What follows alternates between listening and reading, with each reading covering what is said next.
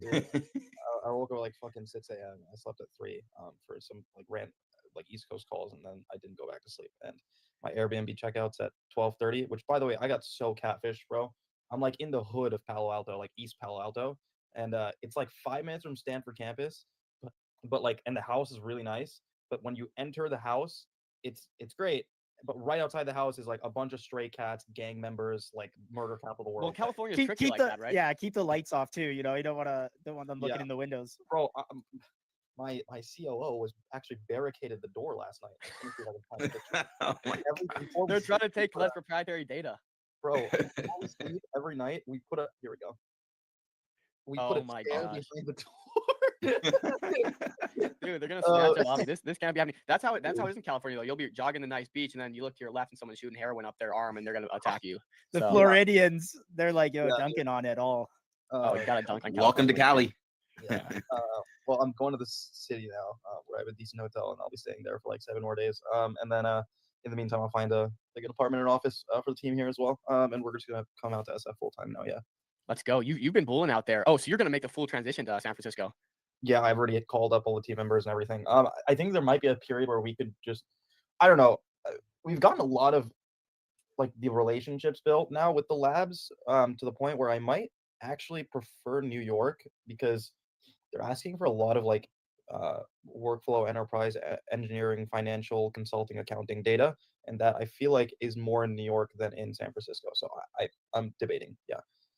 So I guess you can call it a pretty successful San Francisco trip then if you're debating staying out there. Yeah. So far, yeah. I think I definitely still need to meet with more people. So maybe a month here, and then maybe just alone, and then might move the team to New York. I don't know. We'll see. We'll see what happens. Okay, that being said, we are on a time crunch, so let's get into it. Avi, the other day you hosted a space, only 1.9 thousand people tuned in. I think lots of people missed the alpha here. It seems you have subsequently deleted the space because maybe you overshared there. I did. But I definitely overshared. To the point where yeah, I told you to take your post down as well because well, we sign NDAs with several labs, and let's just say for some reason they search CLED a lot on the timeline, and especially when we tag the labs, they see the post every time. And, yeah, so maybe I won't do tagging So- going forward. Yeah, the social media manager is like forwarding it to someone. yeah, they were like we just signed an NDA with this guy like 20 minutes ago. Like, what's going on here? Oh, man. So yeah, But they don't know Patel mode, so correct. Hey, yeah, and I could be some random guy on Twitter speculating. It just That's so right. happens Avi did drop that name specifically in his monthly recap. But you guys should have been there. That being said, Avi, I think you said a lot that went over a lot of people's heads. A lot of people missed. I want you to go through that run. Obviously, maybe being a little more careful with what you say, but giving us the alpha and just run through that list again if you still got that on hand. I have the list. I made it like 10 minutes before the call just to keep it organized and see where it is. Here we go. Yeah, I mean, we talked about a couple things. It was product features, research. It was enterprise contracts, rights holder deals, and then hires, rebrand, hardware, and then fundraise, and then some questions at the end. That was general structure.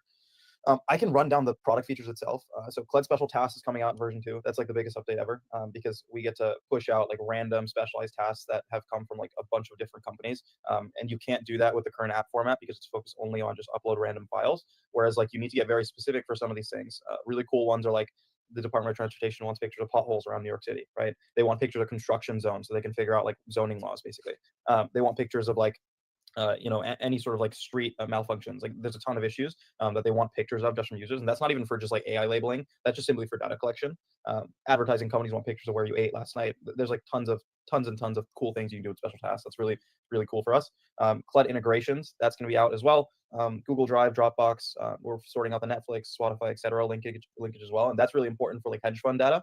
And the way I'll explain it is that if you have 50,000 users that are all tracking their Netflix usage, and you see that every single month in 3 months in a row, Netflix usage is going down across the span of 50,000 users on average, that means that it's usually a good sign to short Netflix stock.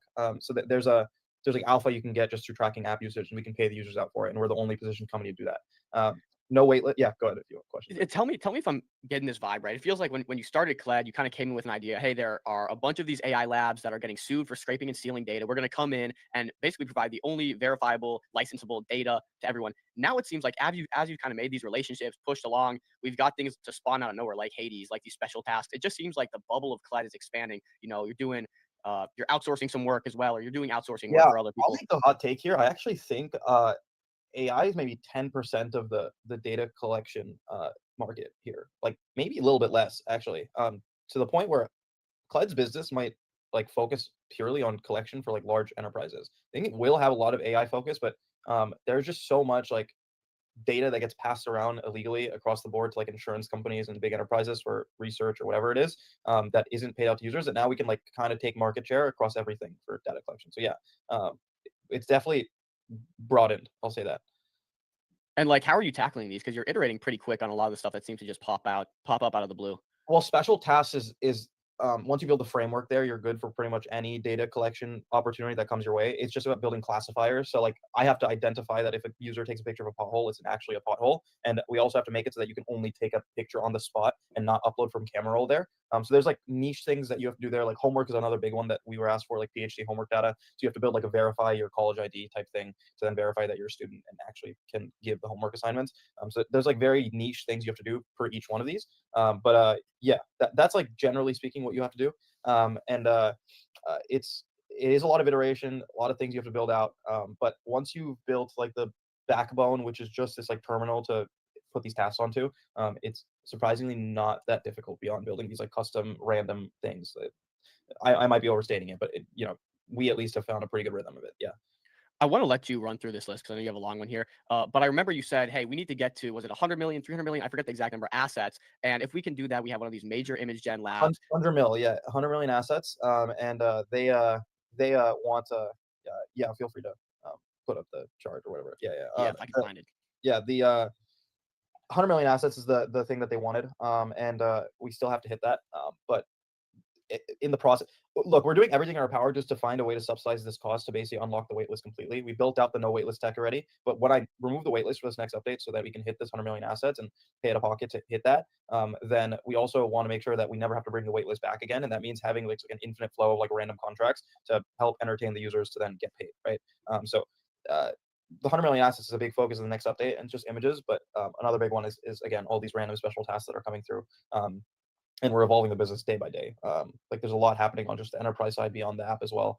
And we'll see what works. But yeah, that's the 100 million asset update. What's the major unlock there? Because like Meta could have done this years ago and paid people, but they didn't. Like why do you think the job task thing is like so significant now that hasn't been solved?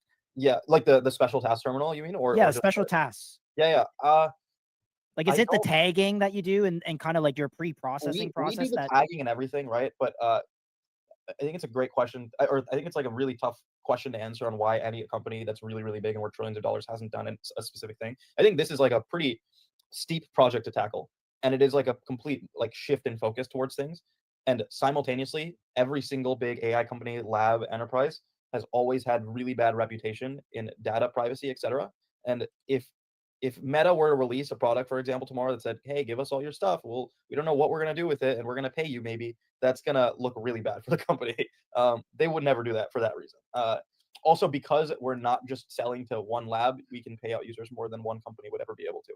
So if Meta would just use it for their own internal stuff, who knows, maybe they'll sell to other people, but they'll never tell you that. Whereas we would sell to everyone, and you'll make the most bang every buck. Yeah. Can we talk a bit of numbers or just kind of gauge the size of this market, the TAM, if you want to call it that? Let's say you achieve this 100 million assets. You have this little friendly love-hate relationship with Bobby. You said, hey, I'm going to get the number on the App Store. If Duke could do it, we're going to do it too. And we're going to get these 100 million assets. Duke did it. Duke did it, yeah. Awesome product. But that being said, like, what kind of checks does someone sign for 100 million? Is it just blank checks? As long as you give us assets, we give you money. Like, give me an idea. The goal is to get a per picture rate and a per something rate. The problem is that you need to build immense trust with the labs to get that per something rate. And usually it's like you collect and then they give it to you after. So that's the usual process, at least with the big labs. That's the usual process. Ideal goal here is that we have a set rate per every image asset thing uploaded to Cled. And you will always get paid that set rate from X amount of labs. And we just keep increasing the pot, the size of this pot and this treasury chest to then further increase the payouts over and over again to users, because you can sell multiple times over to different labs. But the TAM here is hundreds and hundreds of billions of dollars are spent every single year on data collection, hundreds of billions, and it all comes from people. Yeah, if you had whole market share, it's a multi-trillion-dollar company, but that's like I can't say that. That's like it's like really hard to do, but we'll get there eventually. Yeah. Sweet, say less. You guys raised $3 million, as you mentioned, and actually, I think if I tab over here, you said you did that at 100 million valuation. I think you said some of the investors were the same investors. Some of it was not at 100 mil, but our latest batch, like a good chunk of it was at 100 million. Yeah, but that's just the way startups operate when it comes to these announcements. But yeah, 100 million was the latest valuation. Yeah. And you guys are putting a chunk of that towards data centers or data infrastructure. Can you tell us about that? Yeah, we are now doing these like big enterprise deals with the companies beyond the with the labs beyond the and this time I won't mention with who but beyond the actual user app, and what that means is that we have a lot of just like literal hard drives being sent to like our warehouse, like literal hard drives from like decades old, and they have like terabytes and terabytes of data, and it's been like that for a long time, but now it's come to the point where it's getting too overwhelming because they always ask for the hard drives back, and our process is not you copy it over and then you send it to us. That's too much work and like too much brain processing power for these people. I tell them like, look, just send me the shit you have in your basement, ship it to my spot, and then we will just copy it over onto our own drives and then send the hard drives back, and then you'll be good, and we'll figure out the data sales and then the sub licensing agreements, right? So because of that, we have petabytes of data we have to copy over really fast onto our own systems and then ship those hard drives out to the labs to then copy it over to their systems, ship it back, have it in-house, and then also have backups and copies, etc. So you need to build this like literal hard drive farm in your house, or in your office, and basically not fuck up incredibly large scale enterprise data that you will be sued for if you don't take care of it properly. Yeah. And do you have like people that are carefully unboxing these things, dusting them off a little bit because they've been in the basement, plugging it in? Like, how careful and Yeah, lab-esque the process is this? we at the start it was a lot less organized, which I mean we made very clear to the enterprise we worked at the start that like this is very new and we're figuring it out, but a lot less organized from now on though, because I think we've scratched a couple of hard drives early stage, but we've never harmed or injured any hard drives. Everything's come back in usual function, but I've just become like very very hyper careful of like what happens now, because we've had like one or two complaints right now on just like scratched hard drives, which it's not even on me, it's on like the shipping company. So we unwrap everything, log everything that was sent to us, because sometimes they don't know what they sent us and they just like think that we didn't send everything back. We'll log everything that was sent to us, take videos, put it all in one like terminal. We'll then package everything and like tighten it, bubble wrap, send all the original packaging back, put it in box. It's literally a manufacturing and shipping company. Like it's like we have to do the whole 9 yards to make these people comfortable. You guys are opening up data centers, data infrastructure, whatever you want to call it. You guys are paying, hiring new engineers, doing all these different verticals, special tasks, Hades, etc. Like, what's your burn rate? You guys must be spending a lot of money. Yeah, burn per month, including payouts, couple $100K. Yeah. The burn's high. It will be worth it though. I swear to God. We will hit this point of escape velocity. I just need to get one person to bank a lot of cash on one data deal. That won't happen after we upload all the data to them. It happens during the upload process, and then I can subsidize all these costs and I'll be good to go. So I'm not concerned. Yeah. Okay, so we got 10 minutes with you left, Avi. Maybe speed run through that list you had that before we kind of sidetrack you. Yeah, I mean, like there's the no wait list update. That's the most important thing. We're gonna be doing Cash App, Venmo payments, etc. I've been at the WAP office last couple of days, a couple other payment processors, and we'll announce a cool partnership for the payment processing side there, and include it in the V2 update. I'm 99% sure. It's like the last thing Eli has to actually work on. He's just finished special tasks, I believe. And leaderboard, social interactions. The web app is going to get all these improvements as well. Everything. Added sign up flow for phone number, Google Auth, etc. Research is the next biggest thing that I want to talk about. A really big tool in order to sell data sets to labs is you go to them and you build these eval sets, and it shows where models lack and what they're bad at, right? So we're building eval sets around camera rolls and human data to show that these labs are not good at X thing, and why CLED's data is then good at X. It can improve X thing, right? So we're going to be releasing eval sets upon this big relaunch, and we'll show like provably why our data is helpful, and why it can help publicly to every single model. And we've already made like pretty significant breakthroughs there. The people that are running this team are all Stanford That's applied amazing. and AI researchers. That one of them was like the youngest person ever worked at NASA at like age 14. He's cooking on it. How's that legal? I don't. He actually told me that he was never allowed to go around any equipment, but begged for a job long enough where they just let him in. And that's how he got into Stanford, I'm pretty sure. So he's cracked. He's great. And yeah, they're working on image generation eval sets and then VLM eval sets, which is cool. And we'll release those within the V2 launch as well. And then rights holder deals, obviously there's some really cool ones. We've signed military contracts with really large like drone footage companies. Like we have like a ton of the Ukraine war footage, a stupid amount of it. Billing companies have over 50 million United States patient records, and we've anonymized all of it. And we can sell that anonymized data to healthcare companies that are building AI agents, et cetera. And we've complied with HIPAA regulations, et cetera. And then partnered with like 8 institutions to get medical surgery data, including heart and brain surgery for robotics and humanoid robotics. Cooking data, we've signed like several New York restaurants as well as shows that have POV face down cooking data, which is good for humanoid robotics as well. I think 1X robot, that's like really good for that.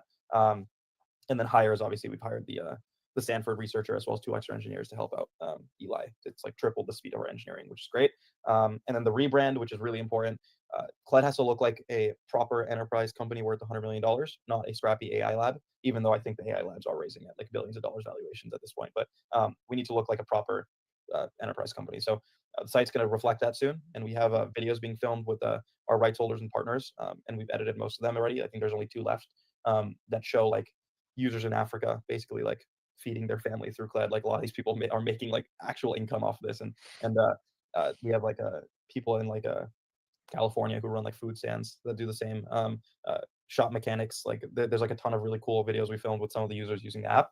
And they're like documentary style and very enterprise style. So the rebrand's going to be very cool.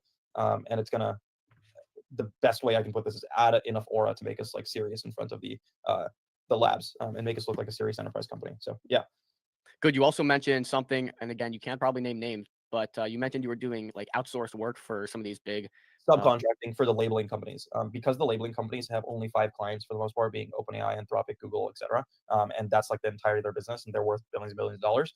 They have such strong relationships where they get hit up with a lot of data opportunities beyond the labeling stuff, which means that they can come to people like me and they can give me those opportunities, which we've been grateful to get from some really large companies that have raised at billions of dollars of valuation. So we are now getting enterprise data for a couple of these people. The subcontracting is big. It's like the dog work you have to do to get in through the door. And then once you've done enough of the dog work, then they'll trust you enough to take you seriously, which is important. Yeah. There's a lot there. I wish we had more time to unpack it, but unfortunately we're kind of coming up on yeah. For the tokenized equity, by the way, we're going to be in a street batch 2. I'm almost 99% sure. Batch 1 for street is going to be some other companies, but it really gives me, again, like I want to make sure this is perfect. So it gives me and we've like trusted Maya with pretty much all of this, because he's been really grinding on it and working with some really top tier legal firms to make this possible. But he's going to make it so that batch 1 comes out with a couple companies. I get to observe what's flawed, not even with the protocol, because I think the protocol is great, more with the way they announce it. And we need to make sure that the way we announce it is perfect. And I get to do that by taking the backseat in the first batch and then coming out in batch 2 with like the best form of tokenized equity possible. Yeah, Maya's on it. That's all I'll say there. So to like wrap that and tie with a bow. So basically, outside of the buybacks that'll come at some point from people that earn money, you'll also be adding an equity anchored angle to this. Correct. Yeah. Goal is to just be able to like build your business without ever having to worry about or even think about the token, right? And the way to do that is you attach have equity anchorage to it, where you have a substantial chunk of your company that's allocated towards holders in some way, shape, or form that's SEC compliant and legally compliant. And we're doing our best to make it as legally compliant as possible, and working with some top tier legal firms to make that happen. Yeah. Sweet. I think you were going to go on and say something else, and then I cut you off there. No, that was pretty much it. Yeah, and then buybacks as well. Obviously, buybacks happen when it comes to enterprise deals coming through.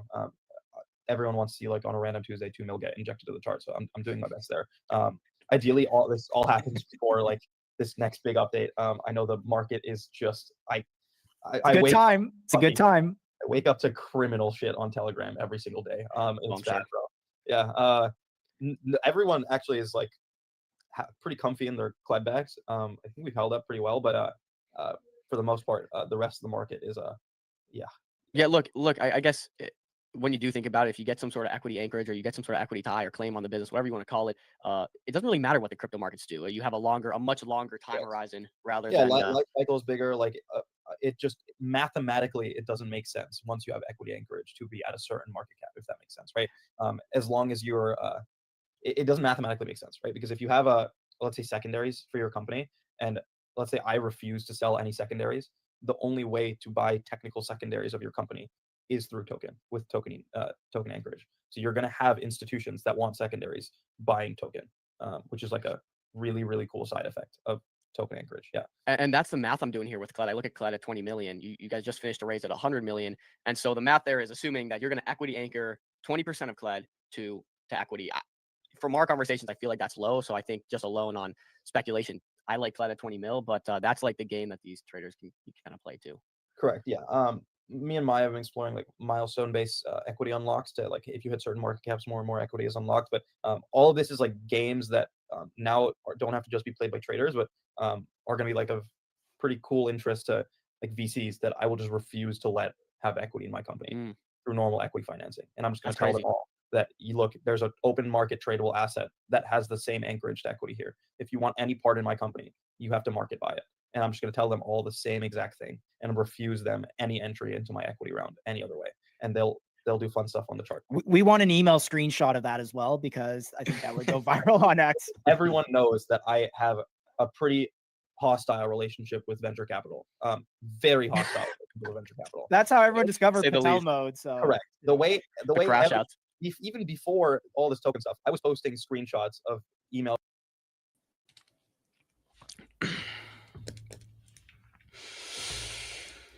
GM. Hey, GM. Hey, guys. How we doing? Well, look at that. Going live straight with Oliver from KO. What's up, guys? We got an interesting show today. Obviously, Oliver's right here with us with Josh, but interesting day in the markets, man. We're excited to bring to you guys some new information, learn all about KO from the men themselves. Looks like Suba's trying to join there, but hope you guys are doing well. GM, thanks for joining up. We're excited to get in this conversation. Josh, how are you feeling?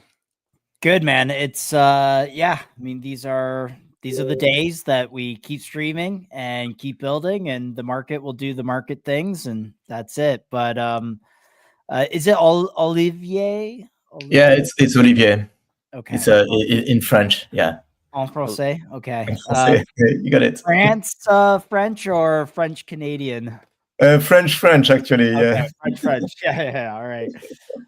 Got to shout my Quebecois fam out. So go ahead, Olivier, if you want to introduce yourself, and we'll share your X page so that people get context.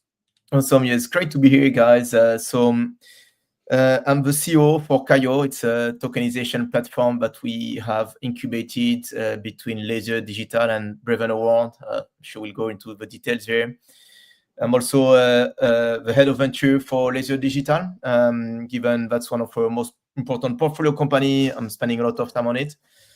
I've been, close to a decade at Nomura, most of it in Hong Kong, helping the bank on various kind of aspects of their digital strategy.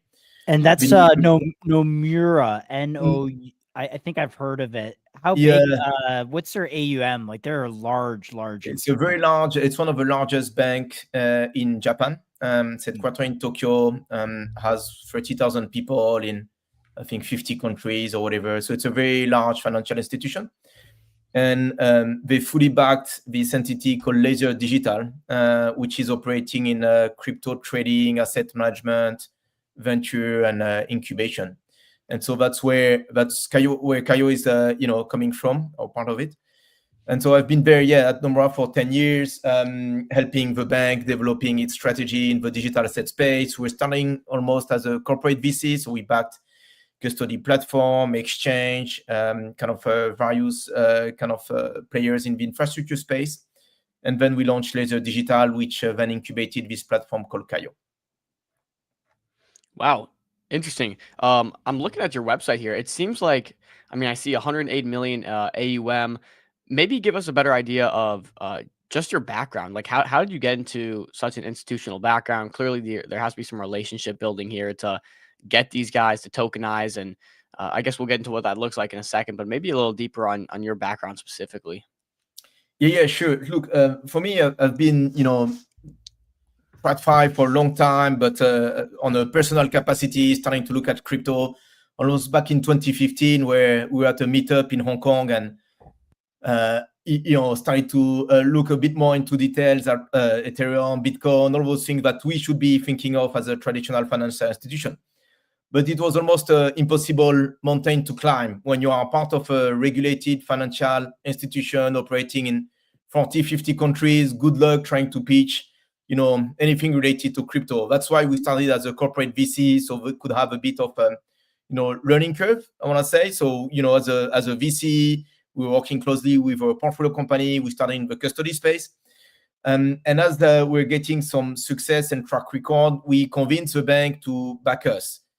So we launched Laser Digital 3 years ago. And then at Laser, I wanted to move quickly into the tokenization space. But instead of building that ourselves or investing into a small player, we decided to incubate that with Breven Howard. So Breven Howard is one of the largest macro hedge funds in the world.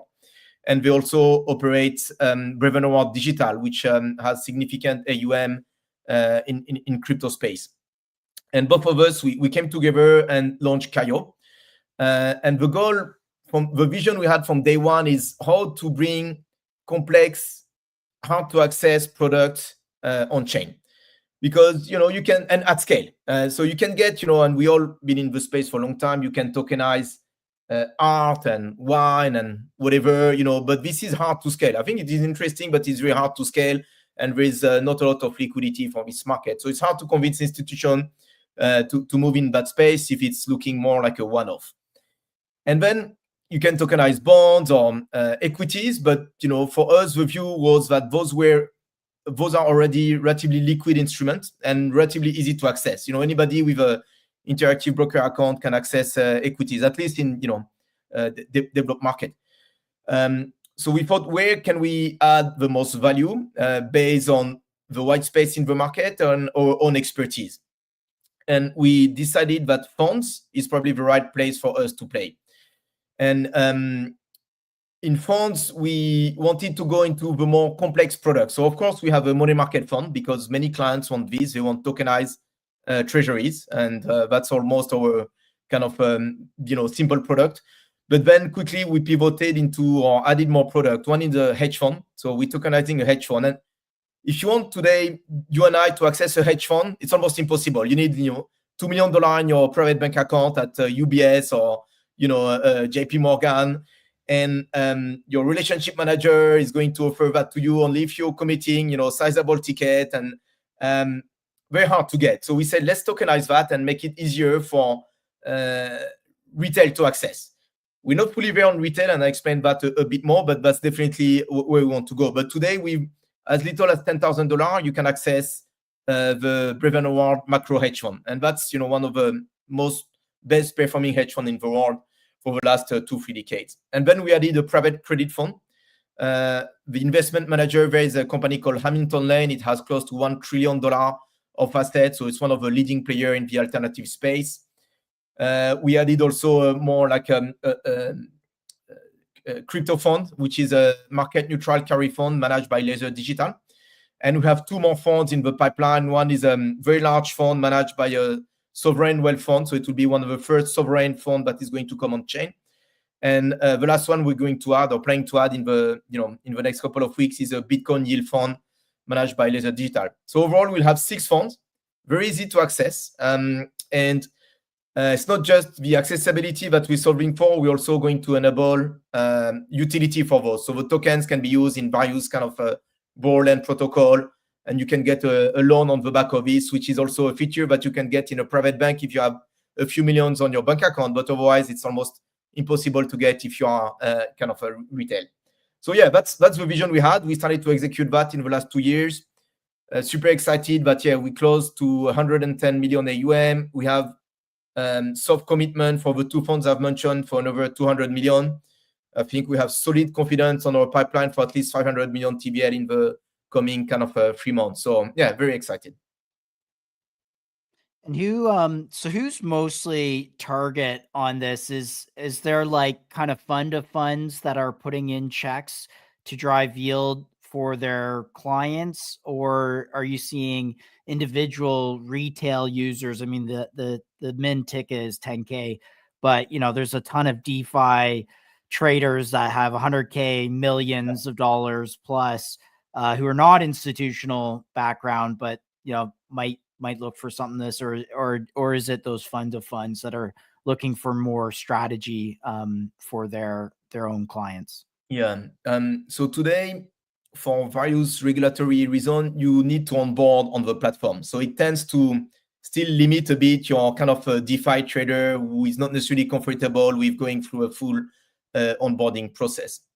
So today we have most of our clients are actually crypto native foundations who are looking to diversify a bit away from their native token into those type of product while staying on chain, as well as large family office who are allocating to crypto and again want to take a bit of profit from whatever they have traded, but still want to stay on chain and get and have some yield.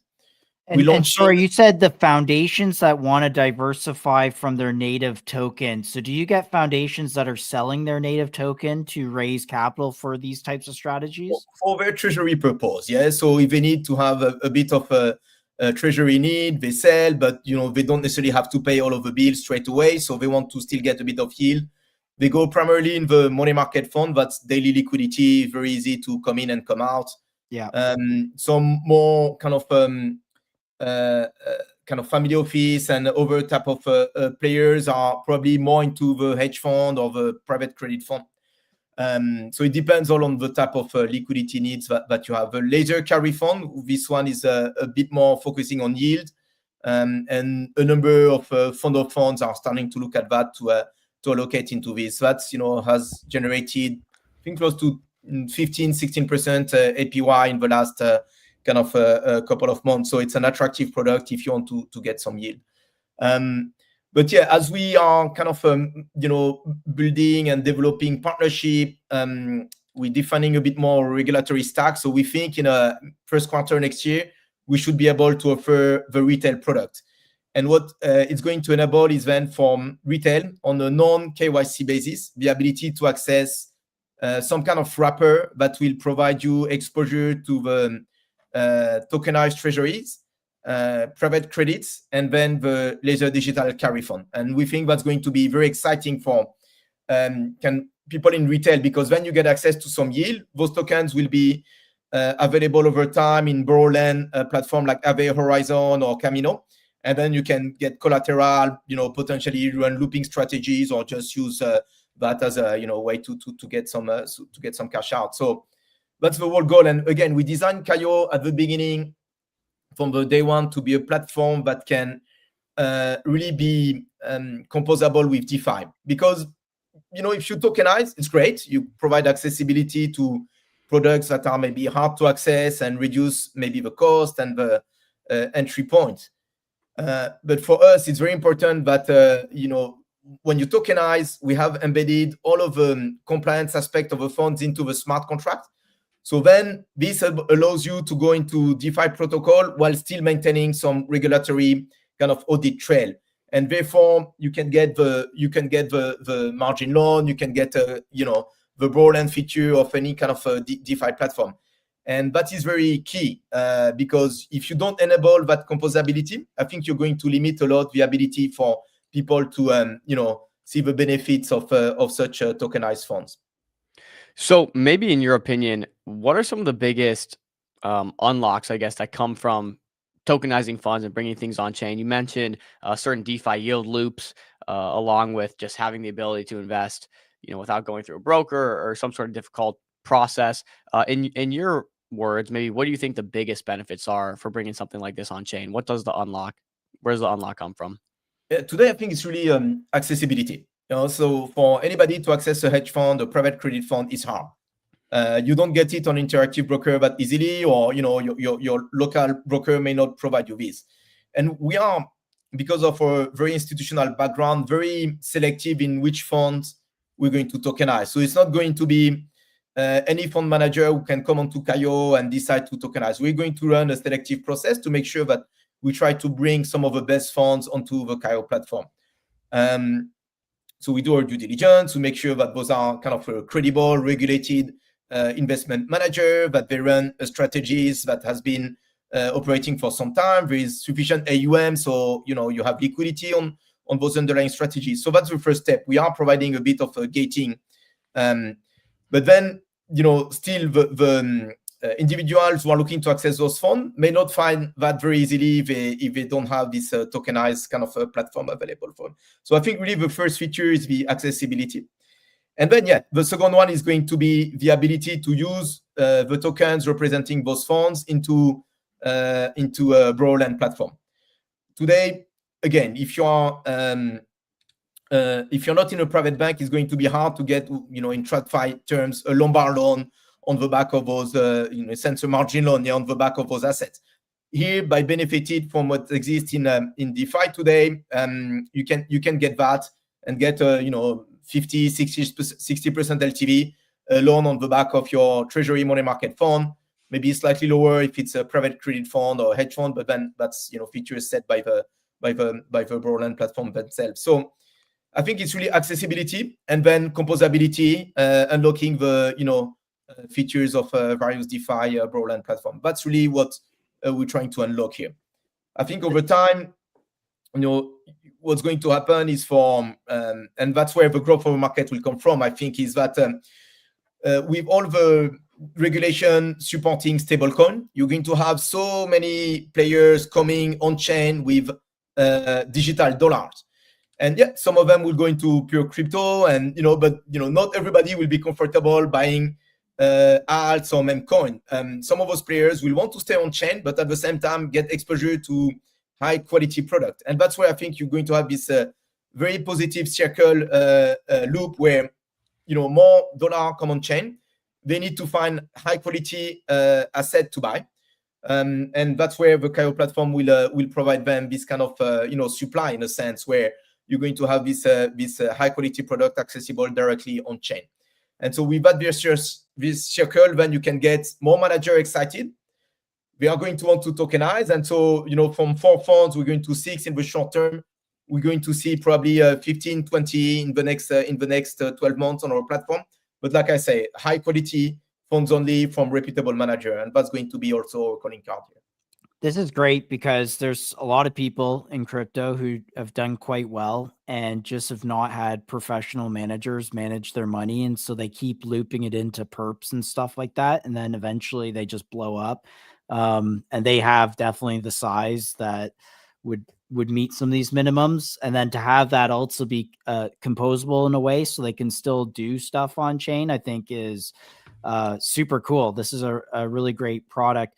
We are seeing the rise. And of course, we have a lot of high net worth people that follow our show and have been part of MCG's growth. But we have seen the rise of a lot of these automated, like systematic trading strategies be tokenized. And there's a number that we've followed. How would you, I guess, I don't know if you would contrast, I guess any systematic trading team could come here and create a fund on your platform. Is that accurate, or? Yes and no. I think, you could potentially have, very strong liquid manager running a strategy set up. They need to organize themselves as a fund already. We're not going to set up a fund for them. So we can then tokenize their fund. Maybe over time we'll build that, feature for. So not the guy running strategies against your API keys on Binance. You're like, all right, no, it needs to be registered. That's right. So, but to your point, and I think that's where we see also a lot of growth in the medium term. Crypto whales, people who made a ton of money in crypto, they're not necessarily comfortable for different reasons going off chain at this stage. So they still want to get some diversification outside of crypto while staying on chain. Today it's very hard to do that. Yes, you have Biddle and you can get some 3.5-4% on your treasury money market fund. That's fine. But here we're offering access to some of those products that are going to provide you complete diversification to crypto. And that's very important, especially in today's market, crypto increasingly correlated with the NASDAQ here. Those are products that are uncorrelated, private credit, macro hedge fund, that's absolute returns, and they run strategy against interest rate and FX and so on. It's not something that you can easily get or you cannot get it in any of the, looping strategies or any of those funds that you get on some of those decks. So it's really almost I don't want to go as far as this, but a bit of a risk management tool. If you've made a ton of money in crypto, Totally. think about your diversification at least, and Yeah. then you can put some of your hard-earned profit there, and then at least wait till the crypto winter is passing to go back into this while enjoying some decent yield.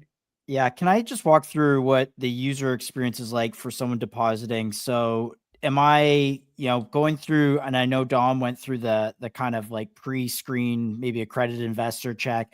Then you guys get in touch with me and say, okay, send $1 million USDC to this address. You guys pick it up and then give me some composable token back that I can then use in DeFi or use as collateral. Can you just explain that end-to-end user experience for traders?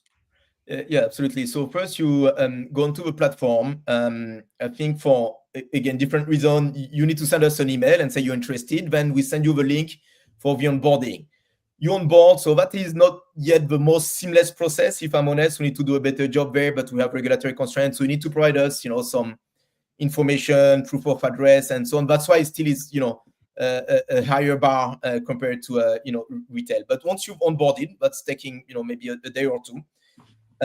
You connect your MetaMask or your wallet, and then you wire your $1 million or whatever you feel comfortable in stablecoin.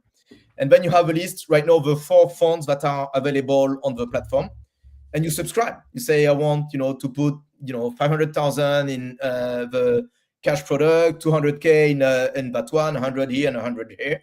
And then you can get those tokens that are representing basically fund units. So they will represent how much you own of those funds. Not all of those then fund tokens are available for DeFi. Today it's only the money market fund that is available for composability. We're still working on the other ones.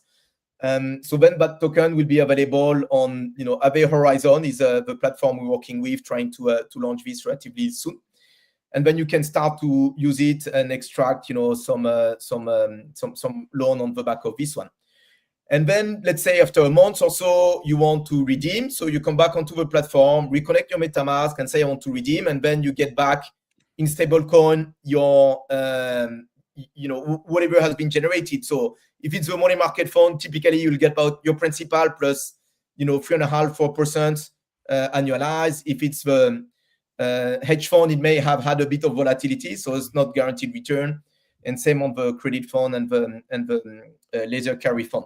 And then you're back into stablecoin. You can leave it, reinvest, rebalance, or just take it out and use it elsewhere into Binance or wherever you feel comfortable using that. So it's a relatively smooth process. We, like I said, not yet there on the onboarding. So listener here, if they go and onboard, they might still find the process a bit frustrating. We're working on that, but I think in Q1 we'll have a much better version that allows any users to have a bit more of a seamless automated onboarding experience. I got 2 more questions on this user experience. One, the redemption process, is it purely through MetaMask, or once someone deposits, you do a little bit more like, identity check, and so you're kind of dealing with more of a human at that point, rather than like if my wallet gets drained or hacked or something, like they're not logging into this as well and also redeeming my Brevin Howard fund units or whatever. So do you have like some safety checks there? And then I'll ask my second question once you answer that one. We do have safety checks. I won't go into all the details for obvious reason, but first, like, we take AML, so anti-money laundering, very seriously. Yep. So any wallet we run through your usual tools, making sure that those are not blacklisted wallet or flagged wallet for kind of various reasons. But then we run also, over checks, including whitelisting, including in some case, if it's very large number, we get in touch with you directly and, do video calls and those type of things. So no, we do take safety seriously. We're in a bit fortunate in that right now, because we deal with institutional players, we can afford those manual processes. But if we go and as we look to scale a bit more into retail, we'll automate a lot of those checks. But again, the threshold will be above a certain number, we'll run more manual checks. For me, and we know how it is in crypto, reputation is hard to build, and you can lose it in, one false manipulation, and that's it. You don't one bad tweet. One bad tweet. I have one final question, then I'll pass to Dom. in the event that a fund is gated or there's some sort of withdrawals withheld by the fund manager, do you have and that's not a crazy scenario. We've seen that in crypto before, and potentially one blew up after October 10th. And ask any investment REIT that deals with real estate, especially commercial, those funds are being gated. What happens in that kind of scenario, and how does your platform deal with that? Yeah, I mean, in reality, we are dependent on the fund manager to fulfill their fiduciary obligation. So if anything happens with the fund manager, it's going to be hard for us to make anybody whole. So that's the reality. That's why we're very, very careful around which funds we're looking to put onto the platform. Right now, we are working exclusively with regulated fund manager, people who have been in the TradFi industry for decades. Laser Digital is maybe a bit of a new player, but it's fully backed by this Nomura Japanese bank that has more than 100 years of experience in TradFi. So we take that very seriously. So I don't think we can be 100% confident that the scenario describing will not happen ever. But certainly the way we try to address that is a very rigorous selection around which fund we're going to tokenize. And I'm not going to allow a brand new, 2 weeks old fund manager who has zero track record to come and benefit from, De Niro Dom Capital. Yeah. No comments, but definitely won't be like I say, sacrificing. I heard he has a great track record though. So is it okay? Well, maybe. Yeah, so I guess on that note too, I have some questions about how you do this due diligence to bring these funds on chain. Right now, you have a very robust selection here, and obviously I have those pull up on screen now. But when it comes down to you doing that research and talking to these funds and bringing the right people on chain to give that exposure to your clients, what kind of due diligence do you guys really conduct to make sure these are top tier? Yeah, so first we're fortunate in that on our cap table we have two very large TradFi players. So Laser Digital has access to Nomura. Nomura run, I don't know, trillions of dollars of AUM in Nomura Asset Management. It's one of the largest asset manager in the world. We can tap into their fund due diligence team to help us assess. But in a way, we probably have already spoken to that fund, because everybody is reaching out to Nomura and trying to get onto Nomura traditional platform. So we can easily check with Nomura whether or not they have heard of this manager, and if not, can they run a due diligence for us. We have also our own internal at Caio expertise. So like I said, I come from more than 20 years of TradFi. Some of my colleagues also have deep TradFi experience. So we know how to run due diligence. And then, if we need, we go and tap into the shoulders of our big brother Nomura and say, can you help us run the due deal on that fund? That being said, we have also a DDQ process. So we have a detailed form. We run that, manager for the form. We make sure that, first of all, they fit all of the kind of basic criteria that we deem the most important before we even consider speaking to them. I'll give you an example. Last time, do it on a no-name basis, but some manager approached me and they run a Central European fund that was looking to, tokenize themselves. And, hey, we didn't know them. It's a bit of a, call reach. And then we couldn't really understand the strategy. They, told us they have 100 million of pipeline and so on, all of those big numbers being thrown at us. And we just declined, said, sorry, I mean, maybe true. I don't know, they're very regulated in that case, but we have no interest in, trying to put a name on that platform alongside Breven Award, Hamilton Lane, or BlackRock. If we're not fully confident, we would put our own money into this. And in that case, I was not. So it's really important for us. Otherwise, I think the high quality over manager will just, take their business elsewhere, and I don't want that. So it's very important for us. Yeah, this is part of the vision for crypto, right? It's bringing traditional finance on chain and really having this more seamless, beautiful, just mesh between DeFi and TradFi, and having these funds. In your eyes, maybe how do you look at the market growth and the market potential of something like this? How do you expect it to grow over the coming years? Is it going to take bills being passed? Like, what needs to happen for this to be the future? In a way, when we started that 2 years ago, I didn't think would be already there with all of the stablecoin, Genius Act, and so on in the US. That for me is the unlock, because trying to build very targeted regulation around RWA would have been probably the second next best thing to do. First best thing to do was to simplify on-ramp, because that's the sticky point today. How easy is it to get on-ramp and to have digital dollar, euro, yen on chain? That is gradually being addressed through the various kind of stablecoin regulation in the US and in Europe through MiCA. Once you have that, then you have this money online. And for me, the vision is simple there. Nobody who's then on chain with digital fiat is going to go and look for analog product. They're going to want to invest into digital product. Crypto is one of them. It's one asset class, in the mind of an investor. And, in that you have different level of quality, top quality of, Bitcoin and ETH down to more questionable type of tokens. And then a second asset class is traditional securities that are being tokenized. And within that, you have almost all the same breadth of product that exists in TradFi, from tokenized gold to, tokenized money market fund and hedge fund and so on. And so today, alternative asset, which includes, hedge fund, private credit, private equity, venture capital, this is a very sizable kind of asset class that is still extremely hard to access. So for me, it's two very strong drivers that will build onto each other. One is the on-chain money, much more easily to have now that you have the regulation coming through. And two is the hard to access product in the TradFi world, but suddenly are going to be made easier to access in the digital tokenized format. And so you're going to see, I think, a lot of growth in this that is going to be then supercharged by the composability you have when people start to realize, well, not only I can invest, but then I can get a margin loan on the back of this to fund, other activities. And so that's where I think you're going to see the unlocks. Distribution remains challenging. I think today, we are doing our own distribution.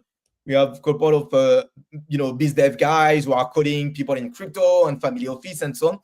What we need to unlock then is talking to the players like the crypto exchanges of the world and work with them to put some of those funds directly accessible to their users. And we have a discussion directly with some of the tier one exchanges to offer some of those funds, at least to their VIP clients. And then it's working with the likes of eToro, Robinhood, Revolut, and so on to start to offer some of those tokenized funds directly to their clients. And discussions are ongoing there, but obviously there are, regulatory concerns that we need to work through. But that's, I think, is going to be the way to also unlock that, is to have those distribution agreements. And I think it has to be through B2B2C as opposed to us trying to build our own retail brand. We're not, I'm not good at that. I'm not somebody who can go and bring, 1 million Twitter followers onto Kayo. What I'm very good at is building, distribution agreement with players who already have a retail base. That's what we're going to see the next phase of growth, at least for us. So go ahead, Dom. Yeah, my question would be, why don't these exchanges offer this now? I think, this would be a huge onboarding if I could just get onto Coinbase, get onto Binance or whatever my preferred exchange is, and just be able to invest in some of these funds that are typically very tricky to get to. And of course, you have the secure aspect of some of these exchanges. Why aren't they doing that right now? Is it a regulatory thing?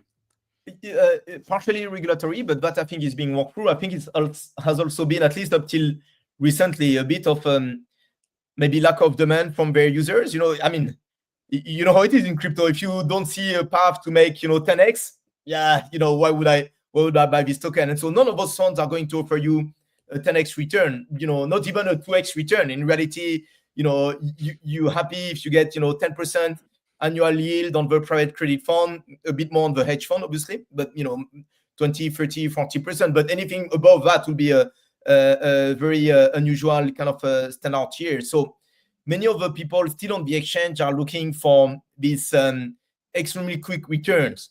But know that, maybe the market dynamic is changing a bit and, we maybe not, I don't know, entering into a different cycle. I think the exchanges are starting to look at this in a bit more detail and thinking, well, those are actually good products potentially to offer to our users who are they want those users to remain sticky with them, and so therefore having those type of products that are offering a slightly different risk and return profile could become very attractive to them. I want to double click on this because I actually worked for a publicly traded Web3 company, which was listed on the Toronto Stock Exchange. We had almost a couple $1 million of our assets that were in Genesis trading, which was through, I believe, Gemini. So how it worked in the old, run is Gemini and the exchanges had these yield programs, 5, 6, 7% on your Bitcoin. Oh, great. I'm going to do that. That seems like risk-free.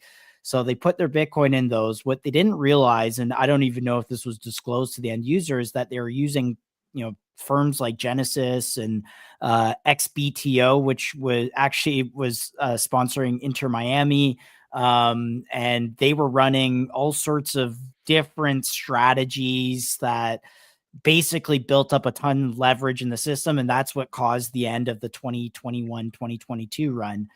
Do you see the exchanges going back to offering those products and using kind of these firms as that back, that leverage? Because those crypto native shops, they didn't do a very good job and it ended up blowing up the last run. They didn't. Yeah, that's right. I 100% agree.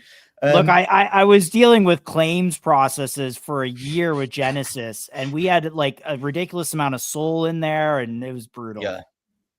For sure. I mean, it's been, I'll tell you a side story on this, but first I'll answer your question. I don't know if the exchange will go. No, they have a lot more choice, basically, I would say, to offer yield to their users. So we're going to launch our own, Bitcoin, Laser Digital is going to launch a Bitcoin yield fund that will tokenize. That's going to operate as a regulated fund. The yield may not be as high as the Genesis overall were offering back in 2021, but it's going to be regulated. You will have the investment strategy fully disclosed on the, prospectus. So there should be no surprise around how the yields are being generated. So I don't know if the exchange will go back to this, but certainly I think today they'll have a lot more choice around offering yield products into their users.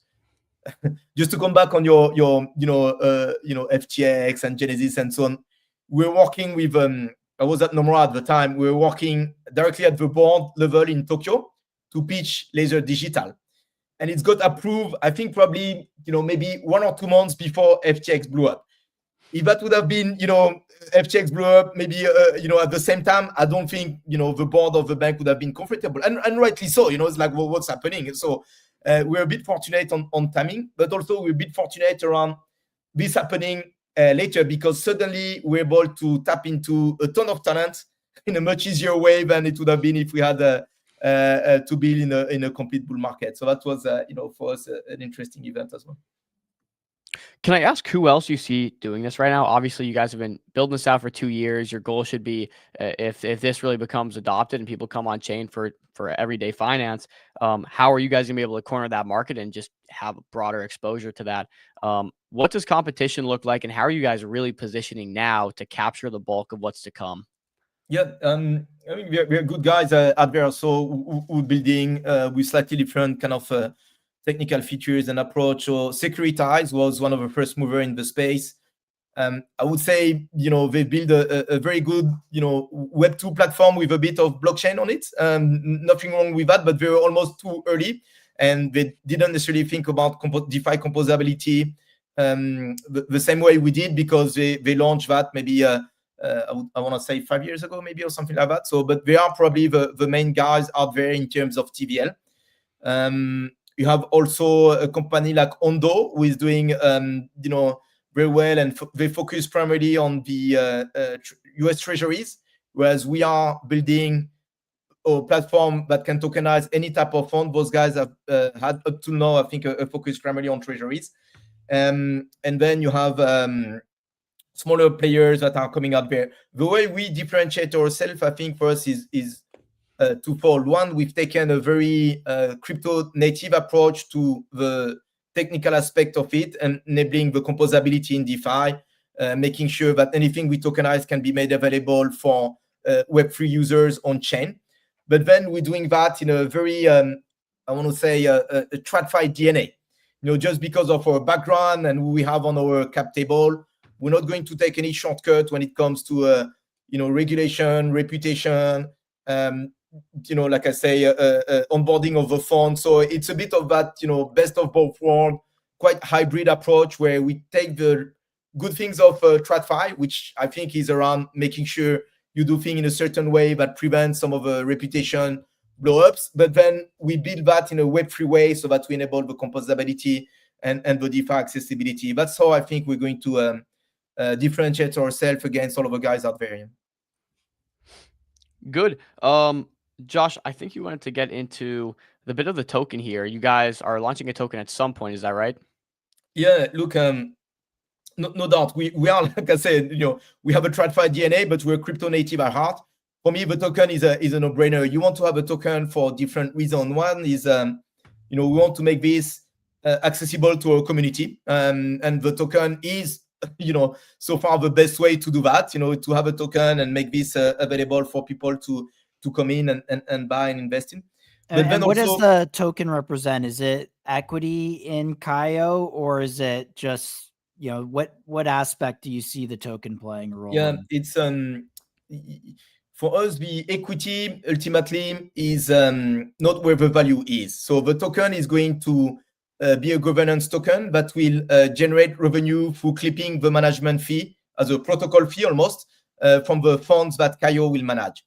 And then it will pay this back through, different mechanisms such as buybacks and so on. But this is a governance token. Ultimately, that governance token will even be used for the token holders to vote on things like, do I want this new fund to be tokenized? Or do I believe this doesn't meet the level of quality that we need, or it's too similar to another fund that we have? So it's going to be that aspect of Kaio governance, which ultimately for us is an on-chain asset manager. And the governance token, the Kaio token, will enable all of the management of that on-chain asset manager.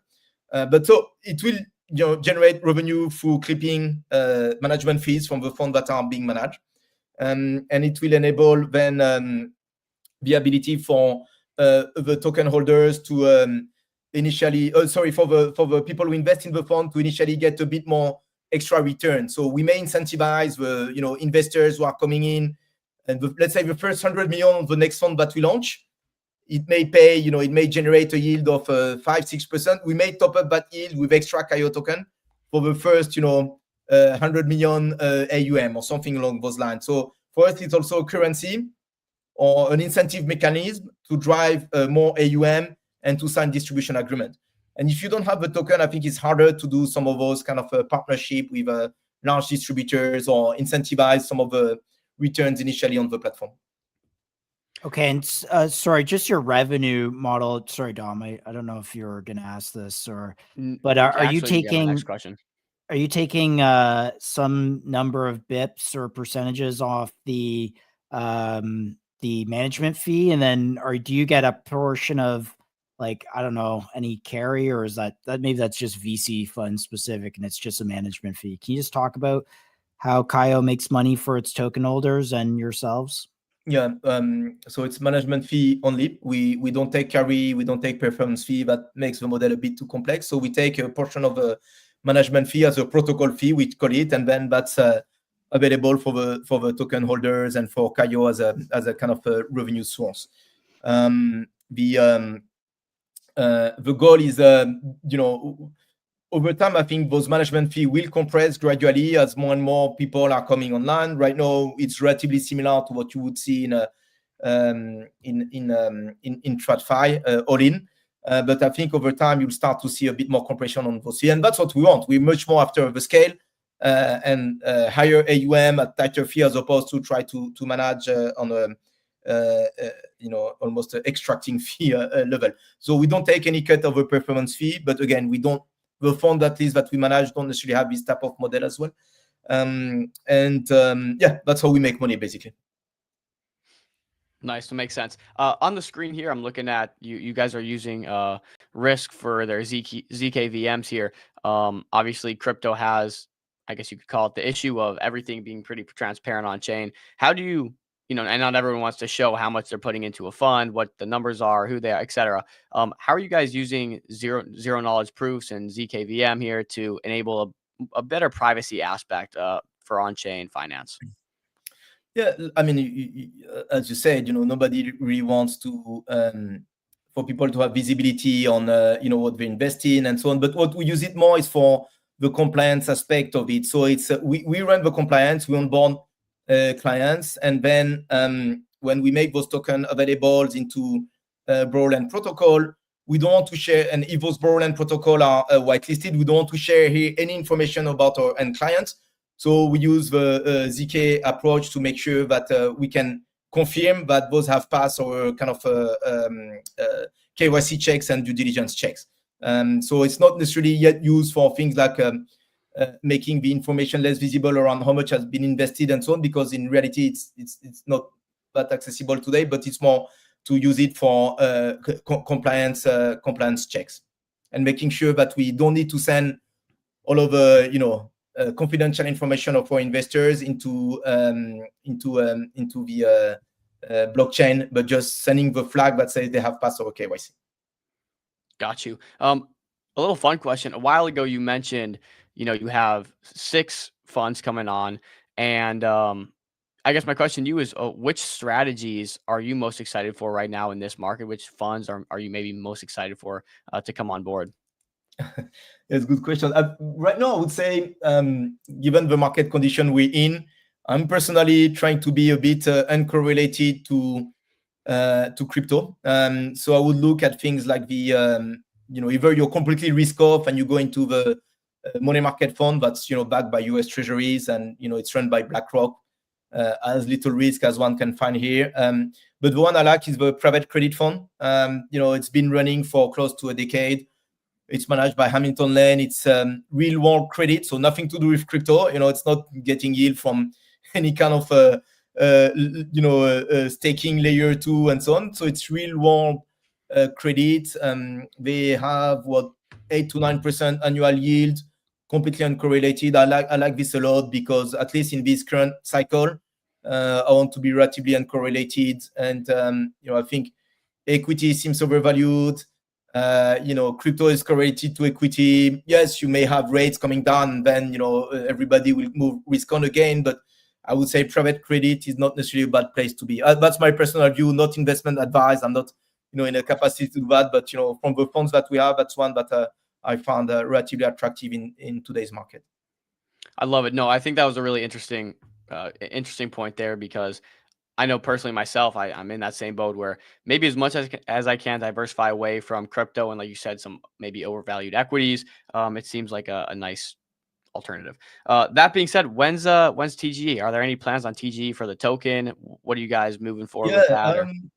Look, I mean, we're ready for TGE in January, but we'll have to assess how the markets are doing by then. But we have lined up with all of the exchange, we have lined up with our market makers or investors on board, so we're ready. I want to go, but it's also no point going now in getting in that market, just a tough situation. So we'll assess based on market condition.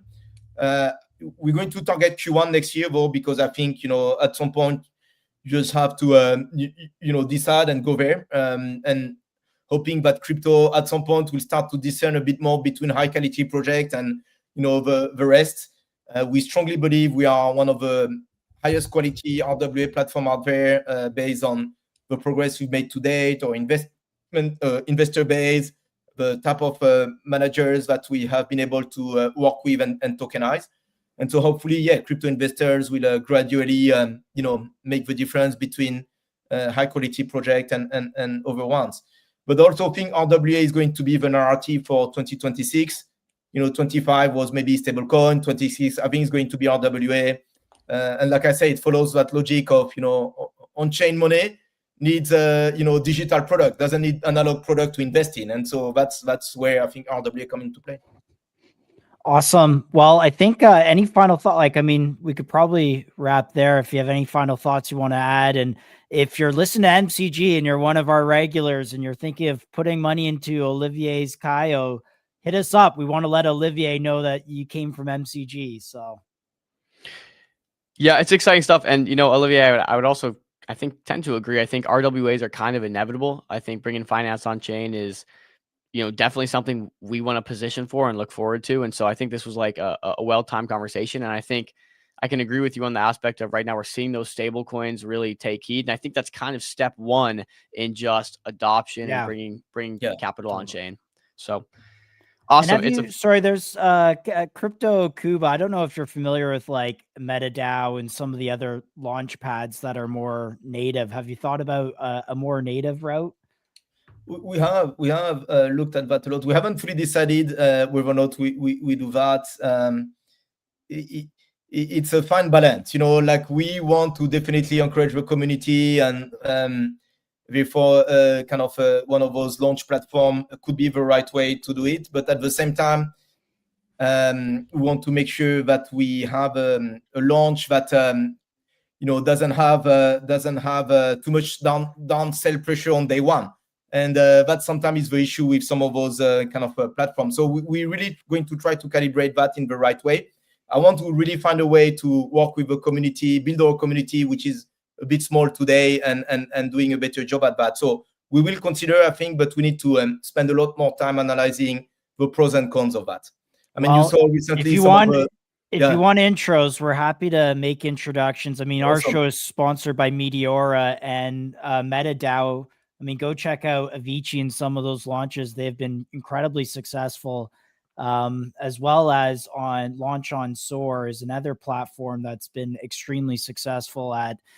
They do a senior debt note that represents the token, so that if there is an acquisition or some sort of liquidity event, the senior debt note has to get paid back first. And so the token holders have some sort of tie to the actual underlying business fundamentals, rather than just like, I mean, people are getting smarter. That's the very interesting. Yeah, we'll check them out. We'd love an intro, actually. Yeah, so we can check those guys out. We'll make that happen for you. Awesome. And of course, don't want to disrupt your plans, but I think there's always models that we've been covering ICM from the beginning, and it's really started to take hold. So 100%. Yeah, cool. We want to calibrate, want to learn from the successful project that have launched. There's no magic recipe here. You always need to fine tune. So yeah, we'll talk to those guys if you can make the intro and understand what they've done. Awesome, guys. It's been really great to be on the show here. And Olivier, can I hold you back for one more question here? Maybe it's an obvious question, and I'm looking at your platform. You're partnered with some great guys. You guys raised a seed round with some notable investors. The biggest thing here is when people are putting their money somewhere, they have to have that trust aspect, right? When I go to look for somewhere I can trust put my money, why am I choosing Kaio and you, Olivier? Yeah, look, we're here for the very long term. It's not like a get quick rich kind of project. The team is you log for a long time on this. We are going to build this to become, like I say, the leading on-chain asset manager. And we're going to be here for the next decade.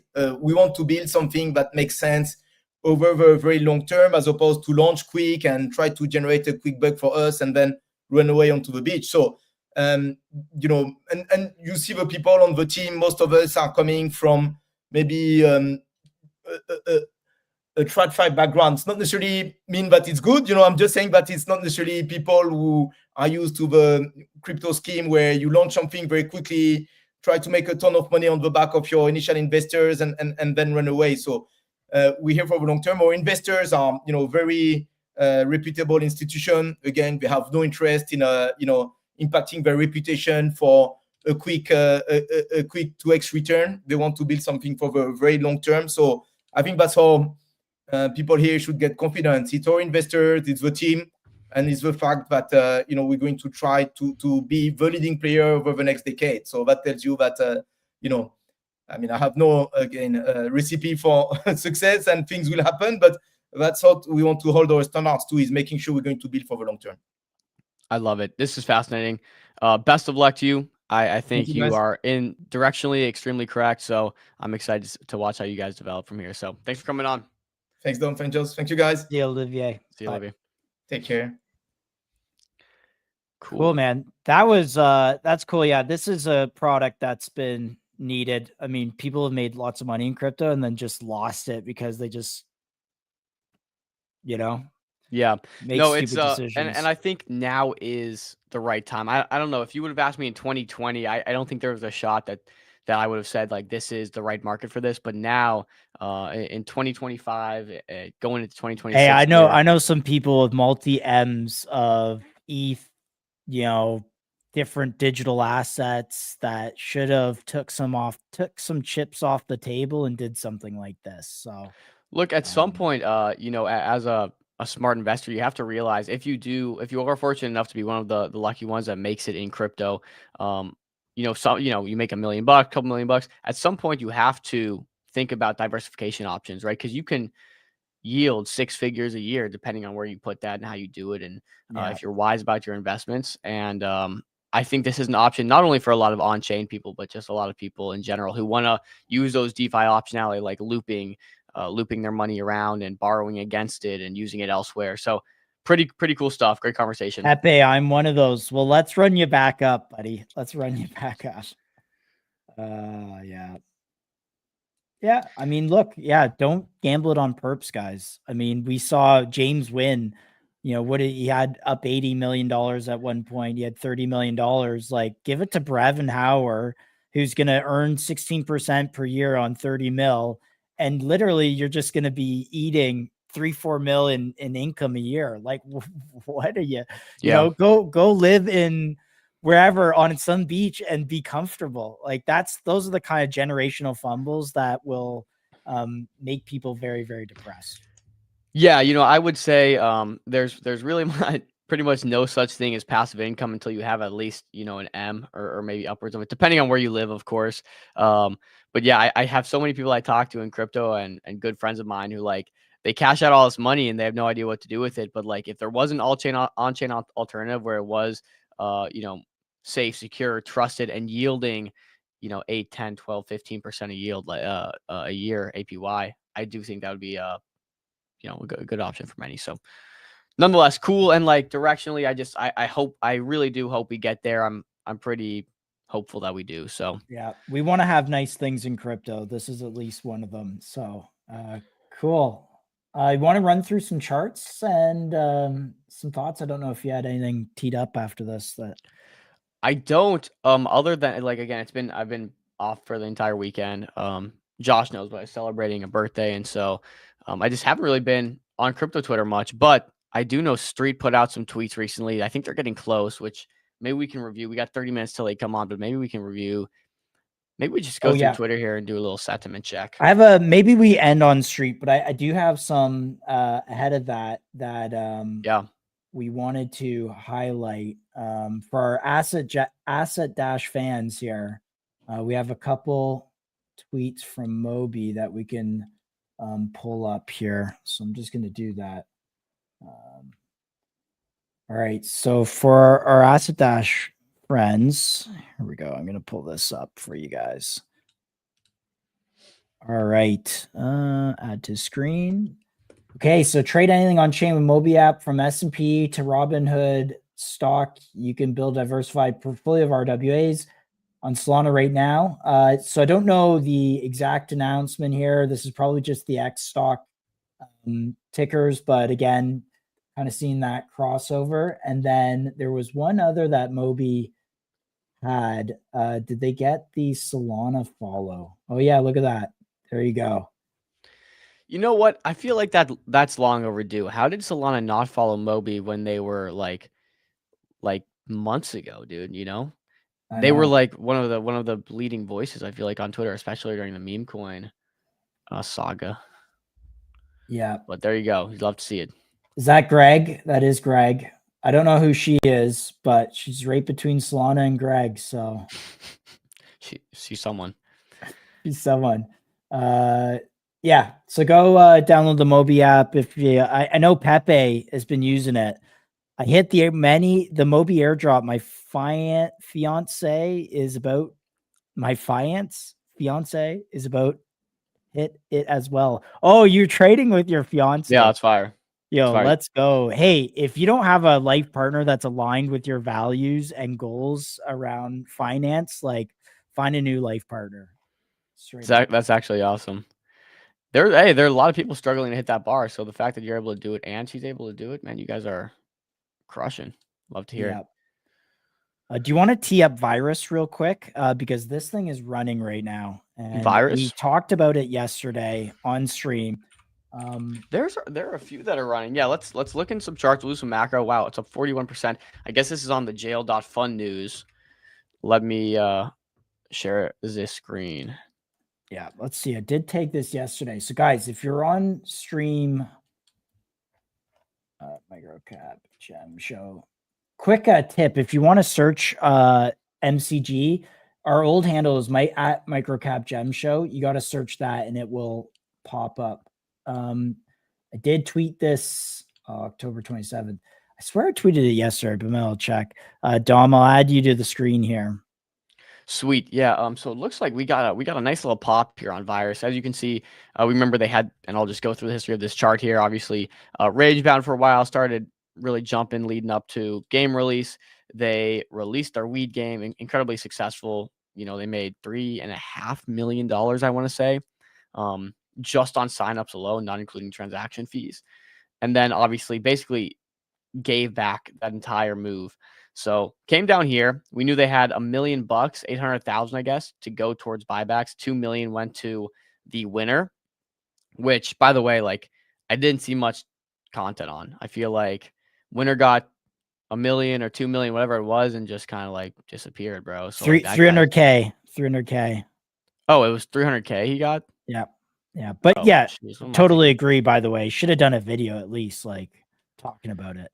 Yeah. Nonetheless, we have 800K going into buybacks, and I'm not sure if those have started, if they're based out for a while, but right here has been a pretty solid zone, I would say, for Virus. And about an hour ago, we really got a nice pop. I'm not sure if that was one person just swapping into it. Let me see. Active DCAs. No. Transactions. Yeah. This tweet here is likely. So this notable on this one is, here, I'll share it, is that the game looks more interactive than Addicted Season 2. And that was kind of the key criticism here. Maybe I'll just, oh yeah, here we go.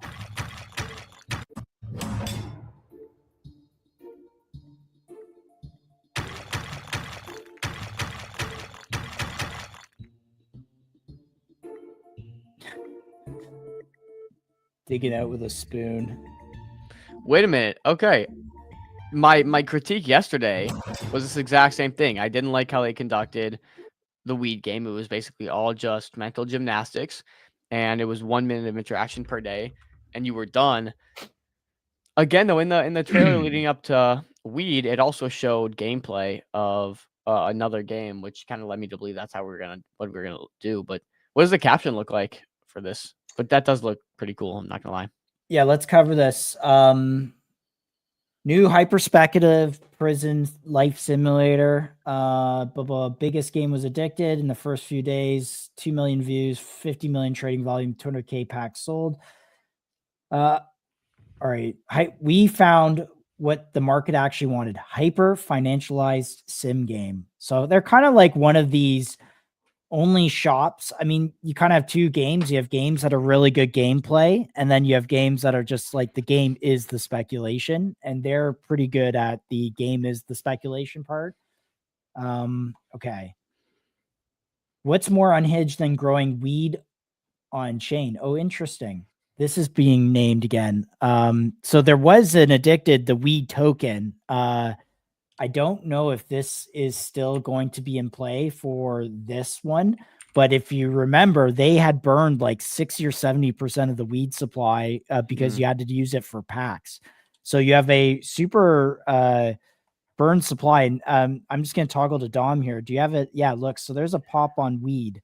Maybe people are speculating that they use weed token again for this next game. I would actually be more interested in that. I don't like a new token for every game. Yeah. What's the market cap on this? 439,000. So Tuna did mention that there was going to be some life for the weed token afterwards the game, but it wasn't guaranteed and it wasn't like defined. So I don't know. So basically, it's just a gamble. It's just a speculation, but hey, who knows? As a low float, courting, bought back a bunch or I haven't or checked. I'm farmed wondering. again. I'm wondering if I'm still earning any weed from my farm right now, or I wonder if they just stopped. Jail turn. You spawn in your own prison cell. You grab a spoon, start digging, find rare items, sell them to the guards. Use spoons to mint rare spoons. Trade every asset in the marketplace. We basically built a craziest prison life sim on the internet with a complete in-game economy. It's coming soon. Every interaction with this account is a chance to get priority access. All right. Well, obviously MCG was here. Just hit him with a MCG needs priority. That's what that's where we dropped the ball on weed. They had a few guys kind of like test out the beta. If you guys had your farm going at that point, you were like made. We need I'm gonna screenshot the stream and posted it in the replies here. Should I do this? Should I do a little face word? Too late. I already screenshot it. Oh jeez, now I just look like an idiot, dude. Some face work. Come on, what are we even talking about here, bro? A little whatever. But yeah, so that's interesting. We'll be keeping eyes on it. Actually, I don't have that one followed yet. I was like, how did I not see this? I don't follow jail.fun, or I don't have them on my list. What's the handle? It's at jailed with a D .fun.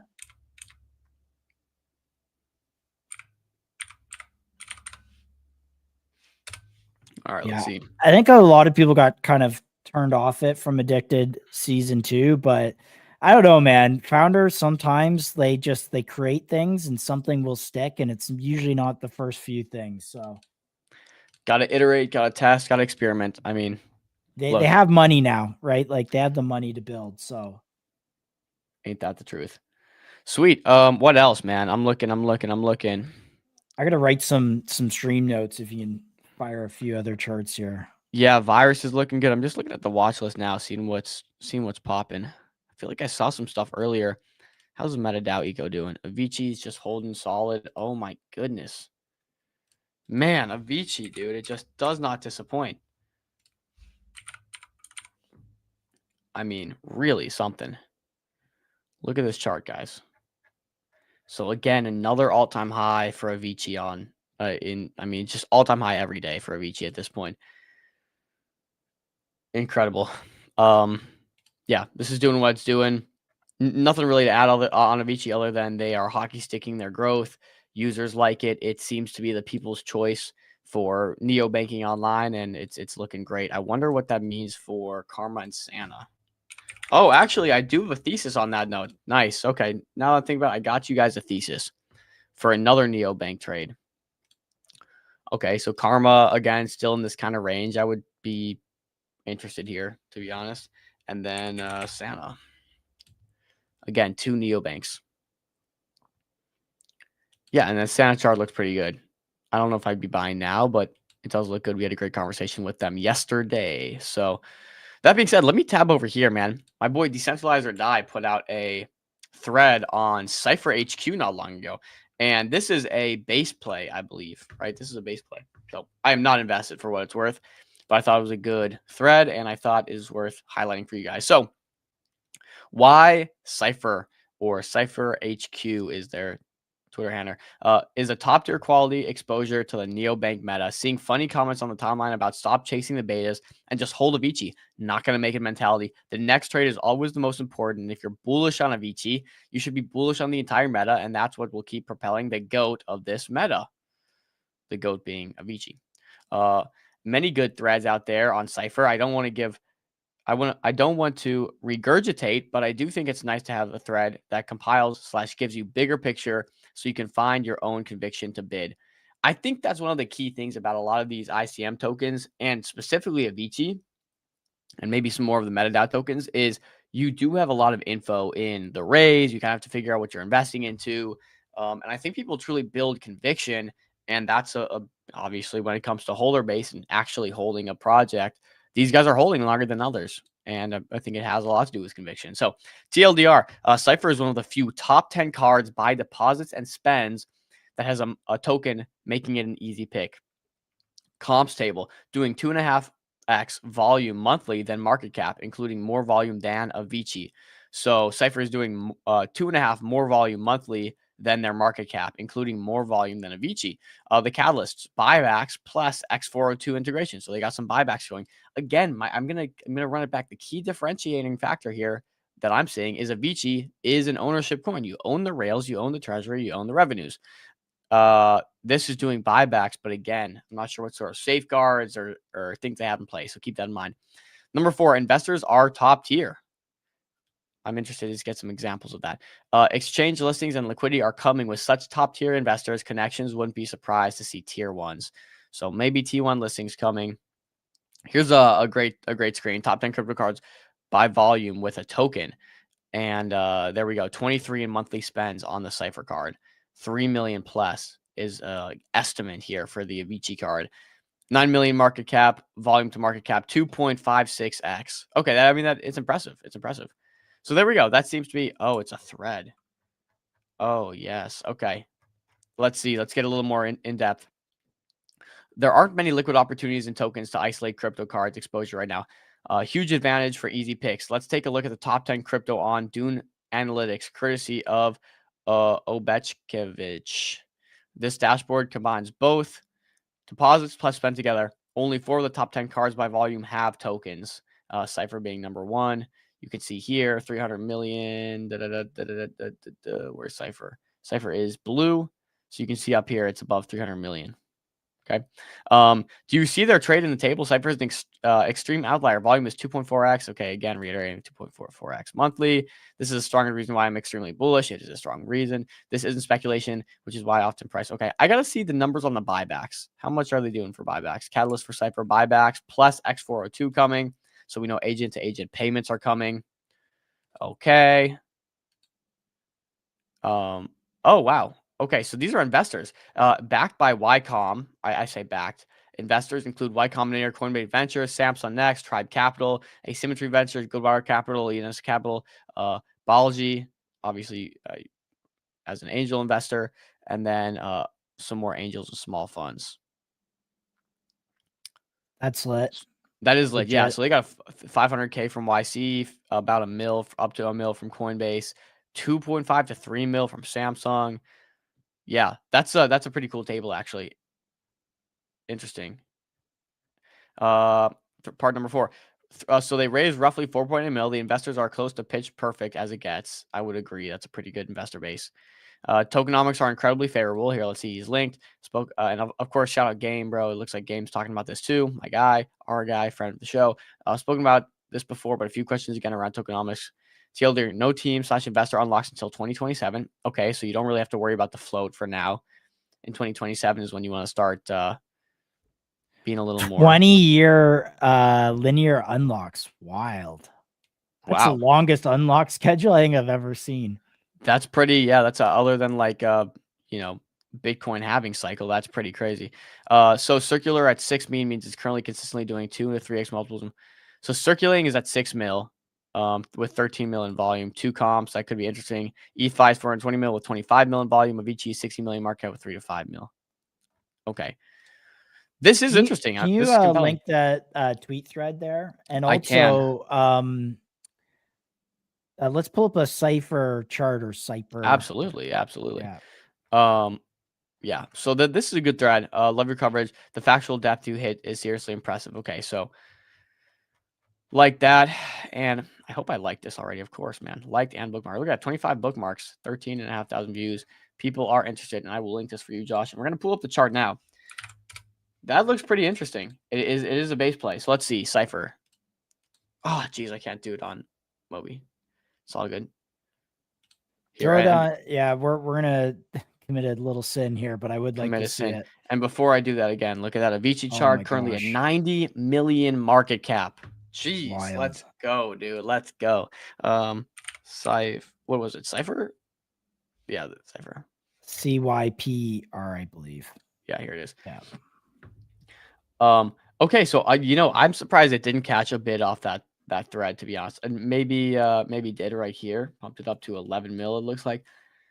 Oh, okay. So the FDV is 88.5 mil. I'm not sure if Dex Screen is reading that wrong, but current market cap is 8.7. If this is right, we know it's not released until 2027. Yeah, look at that. So backed by Ycom, it's on base. You can buy it via Aerodrome on base or just any whatever. But yeah, there's a chart. I mean, we've bottomed out. I would say that's pretty nice rounding there. And if market picks up, I think you got a good shot of it. I haven't been keeping up with base too much, but I think, Jesse launched a coin, which is up here, and I'll tab to it, doing terrible. A base has shot themselves in the foot, right? And I know Edel has been doing well. I think there's been some FUD recently as well, but Machine's also doing well. It's another base one. Yeah. So look. Yo, Ave put this in the chat yesterday and I forgot about it. So shout out to Ave. Hopefully we didn't put machines in on. the chat. Yeah. What's it trading at now? It's 5 mil. 5 mil. Yep. Yeah. So 4 mil, he put it in. So. Okay. So there are some base plays doing well, but I have seen base, I guess, like generally underperform recently. And I'll go back to Cypher. And I think the reasoning largely has to do with the base team being idiots. Like, just to be frank with you guys, we have Jesse launching a meme coin. We have base pushing Zora and creator coins and stupid stuff like this. And they've had such a robust platform in the past where like great projects really did launch on base and they just kind of slow cooked. And now base is like, well, forget about that. Let's just do memes and creator coins. Sounds like Believe. Sounds like what Believe did. Hey, we have like a golden plate here with like everything people want. Let's do the exact opposite. But nonetheless, there's Cypher on base. That was actually a great thread. Shout out Decentralize or Die. But there's another neobank play for you guys to sink your teeth into. Actually, on that note too, and I'll share this tab again. Street, who's coming on later, apparently is going to be tokenizing their first couple projects on base, is what it seems like. We can see that they teamed up with Noise. Interesting. This was, I was surprised by this. Yeah. So like, for example, here they said last night we gave Jesse Polak's Twitter account superpowers built for Noise agents. People can buy Jesse for simply liking his tweets. He tweeted 90s under coin launching. Market cap was 8.6 mil at the time of tweet. 389 worth of Jesse bought across 6,500 TXs. Blah, blah, blah, whatever. So yeah, like Noise is doing stuff with base. They, I guess, worked on with Jesse on some utilities for it and whatnot. But interestingly enough, it seems like Street has started leaning in that direction. And then also Maya put out a post recently, and I'll, I guess, touch on that because it shows his direction on where he wants to tokenize. And we'll talk about all this stuff.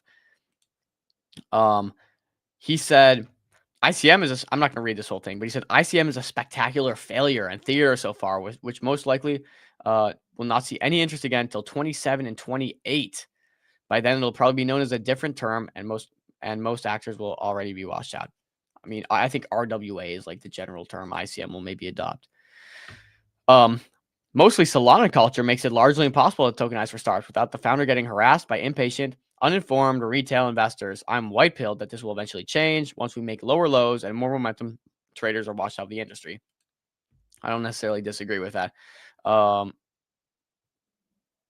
There's absolutely no reason for companies to drive their entire cap table on-chain or pivot to on-chain startup companies. Literally none, apart from the lack of funding equals C and C-tier startups. I don't know if I agree with all that. Like, this is kind of in like counterintuitive to what you're building. You can't say literally none are interested in tokenizing when you're leading a business that's tokenizing startups. I understand they're doing it slightly differently, but still like I would not go that far. Do you think majority of blah, blah, blah. If we're being honest, the current culture on Solana makes it, this is more of a diss on Solana than ICM. If we're being honest, the current culture of Solana makes it impossible to tokenize founder friendly, which obviously provides feedback to other non-high style founders. They shouldn't tokenize either, forcing founders on chain right now, with a large chunk of equity or heavy contractual obligations doing it on Solana is throwing them to the wolves.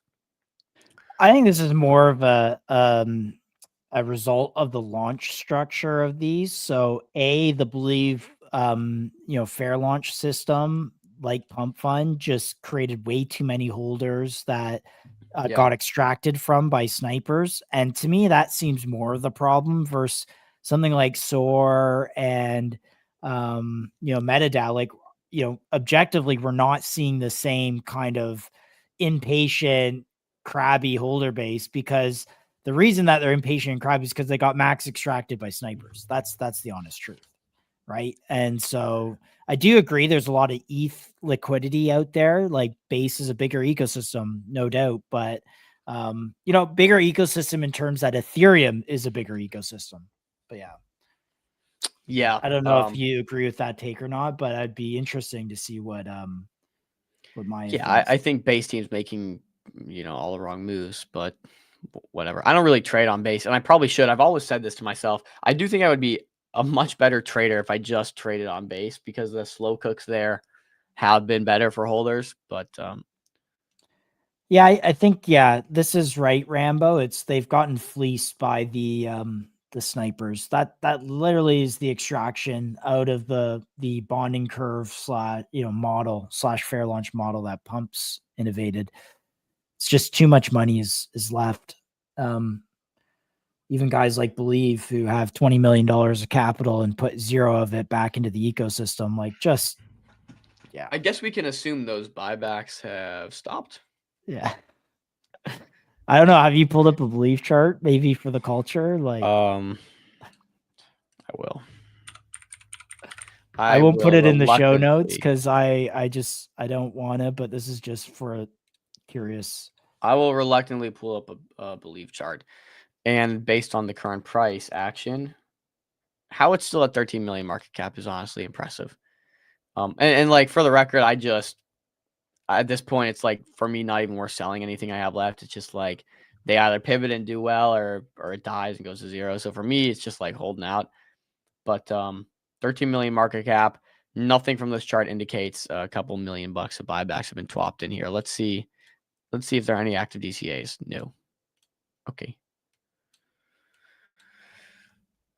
Yeah, whatever. Believe, man. I mean, honestly, incredibly hilarious how bad they've just done everything. Pull Infra up. This has been absolutely cooking. Yeah. Oh my gosh. I actually didn't even see that. What a timing. Infra's been cooking. Again, we covered it on the show yesterday. We covered it at 300K, 400K market cap. Day of launch. First dip on the day of launch. And then it ripped and has since been ripping. So I've this is a good time when you can harass Infra Boy and tell him to get back on MCG. I sent him a link so you can get back on MCG and we can figure out what the hell's going on here. Yeah, man. I just go back to, look, we know when this thing launched, it got, we'll just be honest with it, friends and family got the friends and family discount here on the sniper button, and they got a whole bunch of supply. And now supply control can be bullish when they are going to hold on to it and just like let it go up only. So more power to them, but that's pretty much what I think is going on. Paired with, I saw that Meteorite Collective gave them a little bit of shout out. I saw I think are doing some updates and stuff. So yeah, a little bit of the MCG effect in there as well. Yeah, sprinkle that on there. So maybe let's throw out Rain, because I tagged Rain. Doing well. So Rain's going to be back on the show at some point. Yeah, 40% bounce on the day. Look at that. And I mean, look, making a nice run back up to here, I'll go on the 12-hour here. Making a nice push back up to all-time highs here. I mean, not quite there, but they bounced very nicely from 2 mil to 5.3 and, all-time highs of 7.6. I could see this continue to go up. Now, let me look at the Rain Twitter, because I did think I saw recently they had posted something about some really good gains or something. So let's see. Come on. I also think I might know what's driving this. What's that? The check the title of the stream. POLYMARKET receive CFTC approval. Look at you. Could have something to do with it. I wonder what that means for all prediction market platforms. Maybe I'll go through a few of those. 173% profit from this weekend's trades on Rainmaker. Again, these are like high risk, guys. If you're taking trades on Rainmaker, you just like book your profits is all I'll tell you. But let's read this. 173% profit up from this weekend's trades. We're able to be consistently profitable with triple-digit returns. 2 days is all it takes to triple your portfolio balance with Rainmaker. These are like these are claims that may get you in some murky water to just throw out like that. Yeah, those are crazy claims. Yeah. 2 of these trades were actually 1,000% plus, but a bug cut them short. We're fixing this before launch in early December. Yeah, you definitely can't have bugs cutting 1,000% trade shorts. Remember, our migration to Pump Fund is pending. We will introduce thousands of new users to this power of Rainmaker AI. Yeah, you can see on the left side here, portfolio 1,000, total returns plus 237 here, minus 170, 69, 421. Look, if it seems too good to be true, it may be too good to be true. That's all I'll say. Like, I mean, these are incredible returns. I would love for Rainmaker to be doing this consistently, but I have a feeling it does this one weekend, then the next weekend maybe it does the opposite, right? Just from my experience, nothing to do with like Rainmaker, not a diss at all, but just from my experience with trading agents that pop up, with prediction market AI that pops up, you know, it can be very volatile. So just I only say this to say go in with take everything with a grain of salt and be smart about your investments. But those are crazy numbers. Very good numbers. Let's see. Well, hey, we can ask Rainy Dev, maybe next week to break sure. it down for us. So, for sure. Because I do like him. He is seems like he's a good dev. So, yeah, man, friend of the show too. So, okay, what else? What other kind of prediction market should I check out? Tab over. Dare I say PMX? Like, I have not looked at that chart. I know that's a painful one to pull up, maybe a little bit. I don't know if I've ranted on stream about PMX yet, guys. Have I? You had a mini one the other day. A mini one the other day. Oh man, slicing through those accumulation zones, eh? Delete that shit, bro. Yeah, slicing through those accumulation zones would have been a great bid if he hadn't been an absolute idiot. Yeah, like sure would have. So what's the deal with PMX? Right now it's at 4.6 million market cap, which I'm surprised it's even holding that level. And again, if you guys think PMX has a future, like dare I say that this is actually not the worst zone ever, right? Like dare I say it's actually not the worst zone ever. I'm not bidding. I actually have money still in PMX from up around here, so I'm down on that. So I'll keep it a buck with you guys. But so here's what happened, man. A little bit for you guys. Krish, founder of PMX, that thinks it'd be funny to promote a meme coin called Asternak. Okay, funny or not, whatever. You don't promote a meme coin if you have a dev of a serious if you're a dev of a serious project. And so, of course, like an idiot, this guy promotes Asternak. He, I think, ended up selling on the heads of his followers and farming them. And then a bunch of FUD came out about also sniping that same wall, also sniping PMX and selling as it was going up. Just a mess, man. Krish is an idiot. Yeah, I'll just leave it at that. Let me not. I want PMX to do well for the sake of my bags, but I'm not gonna like sit here and act like Krish is not an idiot, dude. The guy shit posts all day on Twitter, and the platform doesn't work. So figure out the platform and then figure it out, bro. Look, we want Meteor to have a prediction market infrastructure play because there's so much money there in POLYMARKET and the centralized players. To have some of that liquidity on chain, I think is beneficial. But that said, the math has to make sense and the product has to work or people will lose their money. And I know on our show Treasury, we put like $150 in.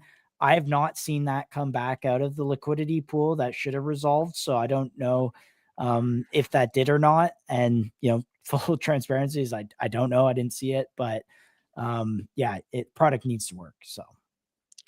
No, you're right. I mean, Chill said too, he fumbled a huge opportunity. Yeah. Like, look, it was a massive opportunity. There is no really Solana native prediction market that's thriving right now. And this could have been, it had the backing by everyone it needed to.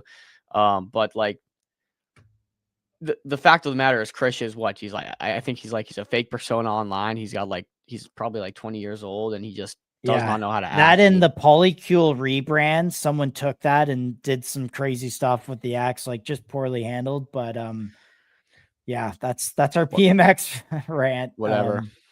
Yeah. Again, want to see him succeed, but that kid's got to figure it out. Yeah, totally. We have Maya on, and so we'll pull Maya up. And Yo, can you hear me, guys? Maya, welcome back, brother. Yo, thanks very much for the invite. Appreciate it. Of course, I feel like this is perfect timing to get you back on. I've seen some stuff percolating on the street account. Seems like you guys are kind of gearing up for Q1, some launches. Would you call it? You know, you were clear to say this is not a launch pad; it's more of a standard. But you're gearing up here to kind of kick live or flip the switch on in like Q1. Is that right? Yeah, sure. I mean, there are a lot of projects we're about to launch in the close future. But yeah, Q1 is kind of the target. Obviously, it was initially scheduled to be November, but the market downturn has been so drastic. And also from our side, I feel like we were not really ready, being completely honest. Like we had to develop some more stuff, and we had to make sure everything is legally airtight, and we had to go further on the regulatory end. So yeah, it was just a decent timing to just continue to grind in the background and wait it out a bit. you're on mute, Dom. I was saying the last time we had you on, Maya, you were doing like an SF tour. You were exploring, Yes. I think, robotics in China, like just all around. Where are you right now? What are you up to currently? Oh, I'm in Germany right now. I'm locked in my room and working all day. We actually released a new website like a few minutes ago, so that looks a lot prettier. But yeah, I was in SF. Actually, it was quite funny that you spoke about Krish before that, because I actually met Krish in San Francisco. Very intelligent guy, to be honest. So I don't know what he was on about with this meme coin, but I feel like in general he's a very knowledgeable and intelligent person. Yeah, I saw he was doing some of those events. Did you catch up with that situation at all or no? Again, sorry. Yeah, no. Were you keeping up with that situation with Krish at all, launching or being yeah. part of some? Yeah, I mean, yeah, you sadly can't miss it, but whatever. I hope he succeeds in the future and people will eventually forget about that. Yeah, dude. I mean, I think I'm gonna see him in Abu Dhabi here coming. Are you gonna be in at Breakpoint or Abu Dhabi, or are you just skipping out those events? I'm skipping out on everything right now, especially the crypto side. I think a lot more exciting things are in the Web2 side, and like robotics and AI. Like it's smarter to make connections there and not go to all these Solana, Breakpoint, ETH, DEF CON in I think Buenos Aires it was, and yeah, focusing on the Web2 angle and getting cool things on chain. Maybe give me a dive into like your headspace right now. It seems like recently you've been really pessimistic on just crypto and maybe Solana in general more so. We saw you were working with Noise to maybe do some stuff on base, but Yep. I got your tweet up here. We're not going to read through the whole thing. We actually just covered it before you came on, but maybe give us like an idea where you stand right now with Solana, ICM, just that whole concept. Yeah, it to some degree feels like a lot of theater, and if you actually speak to like good founders in Web2 who raise money from ASICs, you can see from the best of the best venture funds, none of these like current approaches make any sense at all. Like there's like several approaches, and I don't want to get into detail here and like talk bad about a certain launchpad or Sure.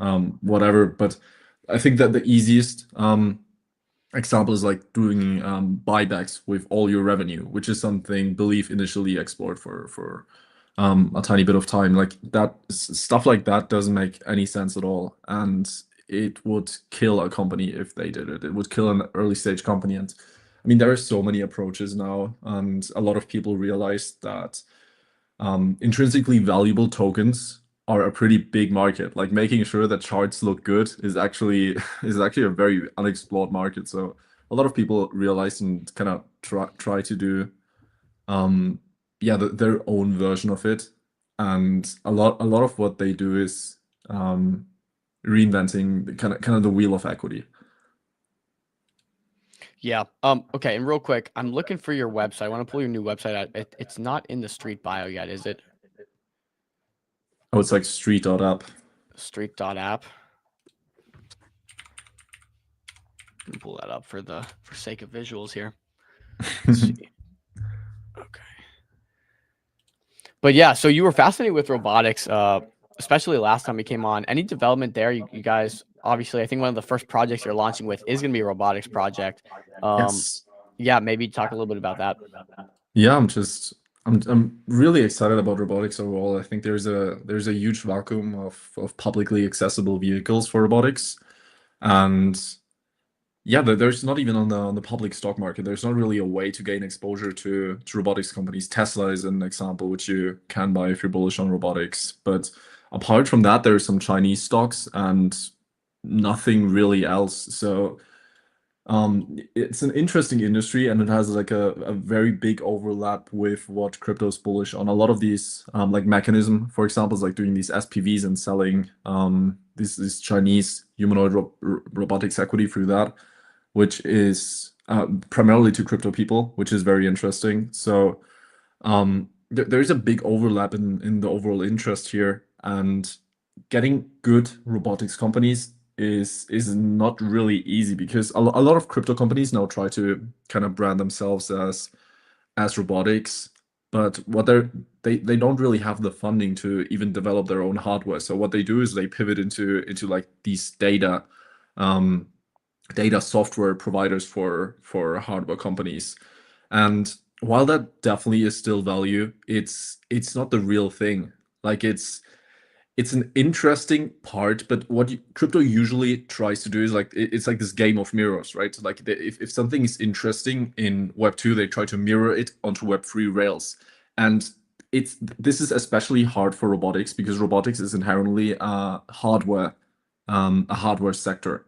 So you can't really mirror it onto crypto rails, because what the fuck does hardware have to do with blockchain?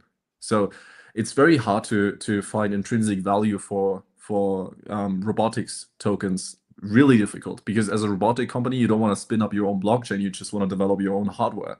And how can you integrate a token in that? Probably not at all, unless it's equity anchored, unless it's something like ERCS, which actually has intrinsic value in it. So I feel like if we, like, obviously robotics is still in the really early starting stages, but in case it ever gets that big, and I think it will get that big as AI, crypto will have no part of it at all. Like there's basically zero application for crypto. So to avoid that, and to also bring not only robotics but other interesting sectors to crypto, not only on chain, but in general to the overall crypto market, like you have to use ERCS. There's no other way right now. So yeah, just excited about that. And I agree with you. And it seems like the moat here is that a lot of the great robotics hardware manufacturers are based in China, because they have the advanced manufacturing skill set to build all the little components that go into it. They have regions of China that, you know, are creating components that work together. And there's kind of like a state level coordination there. US investors just really can't get access to those companies because they're based in China. Many are probably still private. Like, is that kind of the niche that you think this robotics launch will address, and Street's the only place to get that? And maybe just high level thoughts on robotics, US versus China. Yeah, it's definitely a large issue right now for a lot of important people inside the venture space in the US, that robotics has such a or China has such a grip on robotics, and the US is lagging hard behind that. There are now a lot of interesting robotics hardware companies in the US, which is like OpenDroids, obviously. Then there's Sunday Robotics, which recently launched. Like there are a lot of these new launches, and a lot of venture funds in like Silicon Valley, not like people in China, are kind of exploring this sector now more and more, and it gets more it's getting more recognition inside Silicon Valley. It's what all the early AI people are interested in. Citrini Research, which is a a really good researcher, a really good trader, put out this huge humanoid article like 4 months ago, which was really interesting to read through. So yeah, there's definitely a lack of public vehicles, and also private vehicles. So getting one of these private vehicles public, which is also made in the US, is, I think, a really, really cool thing. Sweet. I'm looking at this introduction of the ERCS app, and I guess I somehow missed this. But I'd love for you to walk us through this tweet, or just some of the things that maybe Street's going to offer that is currently unavailable for from most launch pads, or from most. I mean, no one's really offering what Street offers here, but do you want to walk us through some of your offerings that you have? Yeah. So initially, the question I tried to find an answer to is, how much control do you want to give to the token holders? Like ERCS makes token holders protected investors, and it makes it true that if a company succeeds, the token also succeeds. That is for sure. But the control aspect is a totally different thing. MetaDAO, for example, lies heavily on the control aspect. There are other standards like Solitary, which is less known, but like these all focus on the control aspect. So I kind of asked myself this question: how much should token holders be able to control over the company? And kind of the logical answer here is nothing, even though it's not the answer that a lot of people would like to have. But if you think about it, even on the stock market, it's a lot of people are very short-sighted. In crypto, it's even worse. So while Street doesn't provide nothing in control-wise, or ERCS provides nothing in control-wise, it's very limited. What you can do is, for example, do board proposals, and these board proposals have to be answered by the board. That's a very simple thing, but it's also something which a lot of other equity holders don't enjoy, which the SPV has like I guess a benefit here. What you can also implement is more enforcement layers, like a full turkey governed treasury. So the market kind of decides whether the treasury, the volume fees project amasses throughout time will get distributed back to the project, or whether it stays inside this token ecosystem and only benefit the token ecosystem itself with buybacks or whatever. So yeah, that's kind of the control aspect that ERCS gives to traders, but it's nothing close to full control, because that would be highly inefficient for any startup, and you literally can't pitch to a good founder, hey, the token holders, like some traders, will now have like full control over your startup. You won't find any good founder there. That seems to be the argument I've seen most against something like MetaDAO. Although some of the launches on there have been extremely successful recently. Yeah. I tend to agree. Like I see it hard for maybe not all, because clearly not all, but a lot of serious founders to give up that much control to holders. Maybe it's an ego thing, maybe it's just wanting control of your own company thing. But I do see that as like an issue that is gonna be difficult for them to fix. Yeah, it's not really an ego thing. I think it's more like VCs won't invest in you as because VCs they usually don't invest in a product, they invest in the founder behind it. So they won't invest in you if the founder has barely any control or no control over the company. So for MetaDAO, by the way, I don't want to sound like I'm fighting MetaDAO. I think MetaDAO found great PMF inside Web3. I think any project that is planning to do an ICO that wants to raise money from retail, they should go to MetaDAO, and they would be evil to not do so, because it's such a, I don't know, I just feel like it's a very evil thing to raise from retail investors and not to have something like MetaDAO set up. Okay, Maya, we see a lot of people coming into the equity scene. We see, Soar's doing a sort of a debt structuring. We see the ICM guys are working on their own equity launch pad. The Segway dude going back and forth. Segway, Salutary, right there. Whatever you want to address, feel free. But yeah, maybe like why street, right? And what are these guys maybe missing that you guys aren't? I think two things contribute heavily to that. The first thing is that we don't reinvent the wheel of equity. You can go to us and you don't have to be a crypto company. You can tokenize 1% of your equity. You don't have to come fully on chain. You don't have to embrace crypto suddenly. You can go to us, have 1% tokenized, have 3% tokenized, and then speculation. You have speculation, and liquidity is a public good. And you don't even have to announce that you're launching. We can do that. Like, people don't have to adapt to crypto. That's the ultimate goal for that. I think a lot of people and a lot of competitors are trying to, I don't know, force people to embrace this kind of fast moving, fast paced crypto culture, and that enables like a feedback loop that that this is like the only way to go. Well, that shouldn't be the case, and it's actually very yeah, it's a kind of euthanasia roller coaster eventually. But yeah, the second thing is probably the most important thing, that our legal side is actually not sloppy. Like, we are filing for SEC licenses. We work with literally the best and the largest tech and crypto law firm inside the US. We work with literally the best providers for SPVs for this multinational setup that we have.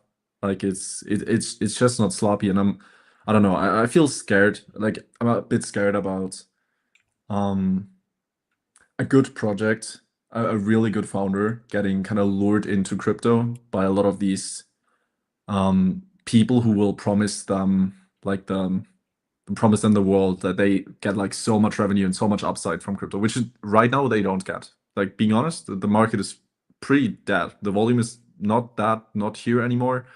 The users are kind of dwindling down, and people overpromise. And what I'm scared of is that some of these kind of slop equity launch pads or whatever are gonna come in here, promise the world, and get a really, really cool founder to commit to a framework which immediately one-shots their business, just because they invest either so much equity, like they commit so much equity to something, they commit so much debt to something, or they just focus on the wrong thing, or even the standard becomes illegal and is not like will get like the founder will get hunted down eventually. So I don't know. I feel like it's a scary thing, because a lot of founders, or not a lot of founders, but like some people trust other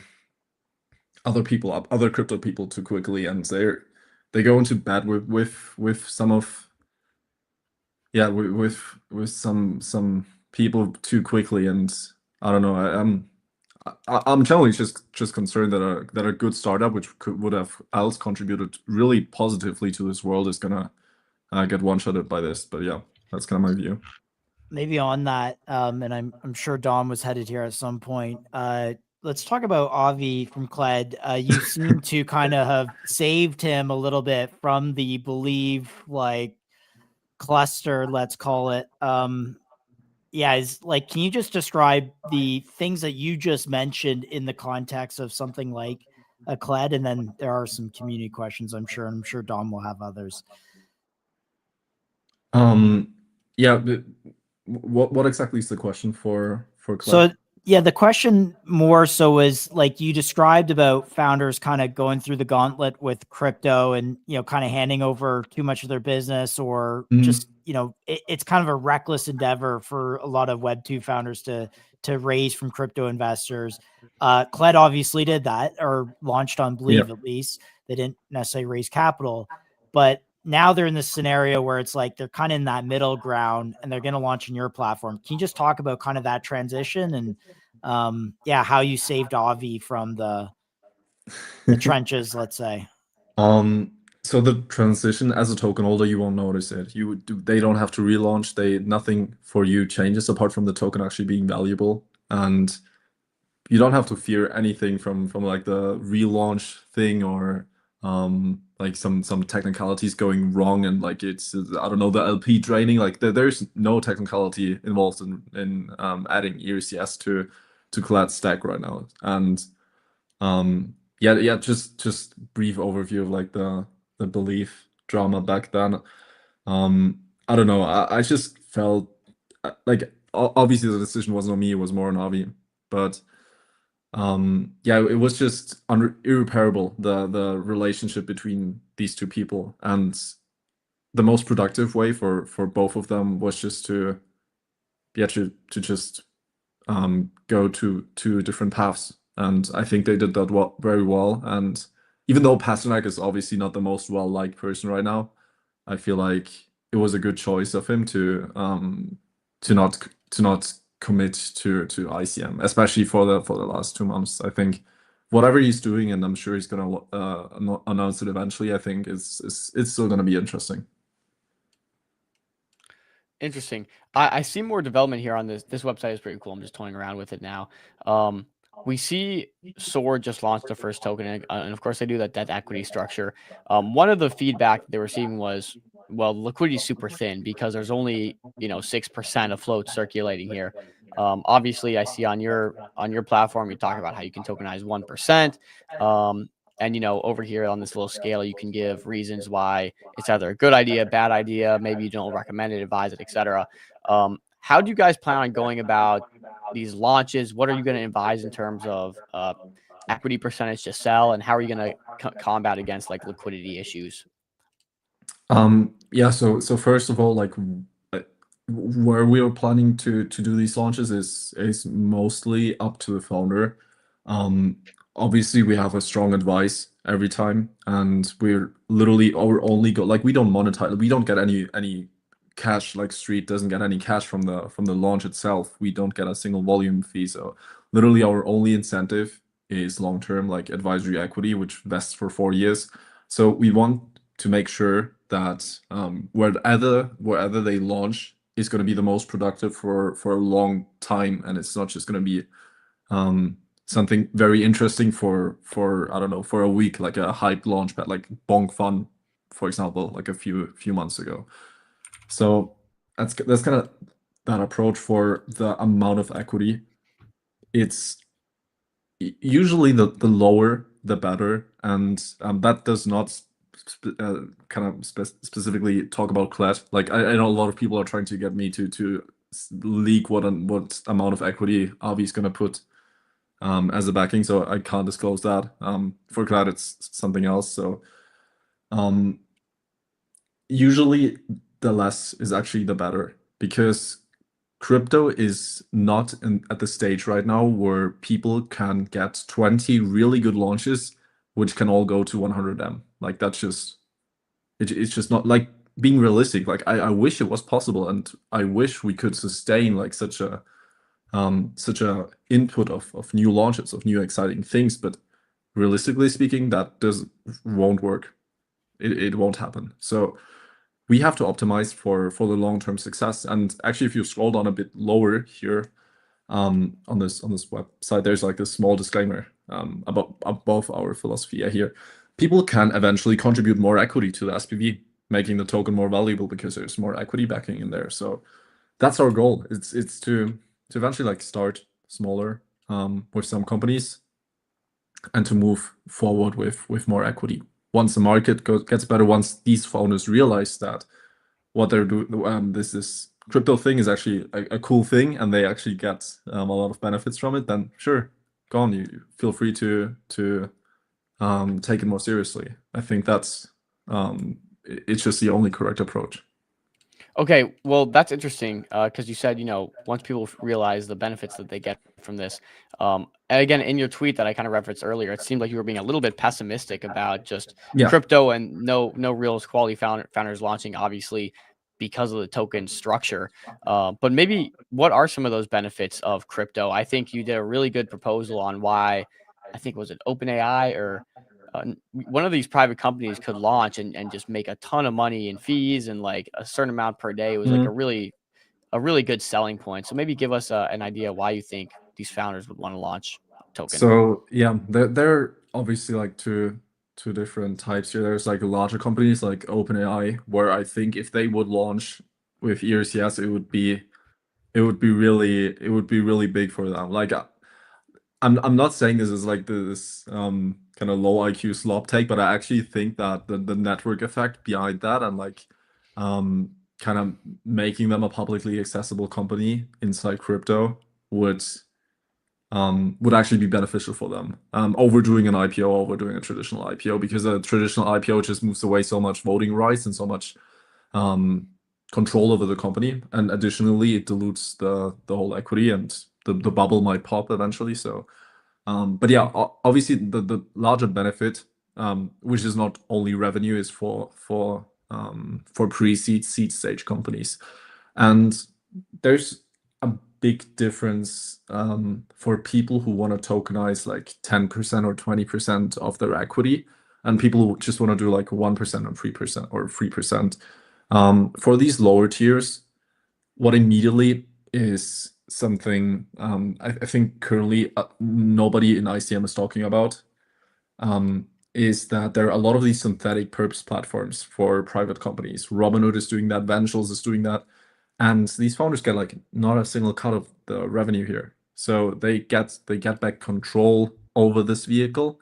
They have a spot market, which is just way superior to synthetic perps, where you pay funding all the time and you have platform risk. And yeah, obviously they get revenue and they can do something with these spot tokens. They don't just sit on like a decentralized exchange like Hyperliquid. So I feel like you can use these tokens, and for user acquisition, for an attention engine like Colette is really good at, or just as an additional revenue source, just by making your company tradable. But if you commit like a larger amount, then like if you, I don't know, like 10% to 20%, then you have to take it really, really seriously, and you have to actually start embracing crypto and integrating crypto a bit more. You have to slightly pivot into the crypto space. Avi is a good example of that, who has been, in my opinion, successful in committing so big into this crypto scene. But that shouldn't be the case for everybody, and not everybody is Avi Patel. Like there are only a few people who can I don't know, be that retarded sometimes. That's the truth. There's someone here, and we kind of missed this in the talking about Cled, but they're just wondering, are we still farming Street Foundation points by holding Cled? Yes. I apologize, by the way, for the points dashboard still not being live. It'll be live this week. You have pinky promise on that, but there we go. Pinky promise. Me a pinky promise. Good. Yeah, but do you think a lot of these, back to the private equities conversation, you know, that are traded on Robinhood, maybe on X stocks, etc., are they even aware? The Robinhood's a little bigger, but are they even aware that there are these secondary markets that are trading their private equity? Yes. OpenAI had a huge falling out with Robinhood there. That's right. So publicly, they were like, "This doesn't represent." Yeah, this is shit. Like, and how do you avoid that with ERCs? It's simple. Like these companies like Ventures, I don't want to say they're evil, but like their business model is not a very, like, it's a business model which makes sense and saturates a market, but it's not the end stage. It's an in-between stage between spot tokens, which are representing private companies, and like private companies being private completely. So it's just an in-between stage for now. Okay, on a bit of a different topic, and based on the tweet we were talking about earlier with you, you said it's unlikely we see the first couple projects you guys use as standard for going to Solana, right? And obviously you've teamed up with Noise here, who I think is base centric or base native. Maybe give your thought process on why base is maybe winning right now. Interestingly, we saw Monad launch recently, and if I was looking at the numbers correctly, and Vibu, of course, I'm getting my source from, I think Vibu is my source, so he has a vested interest in Solana doing well.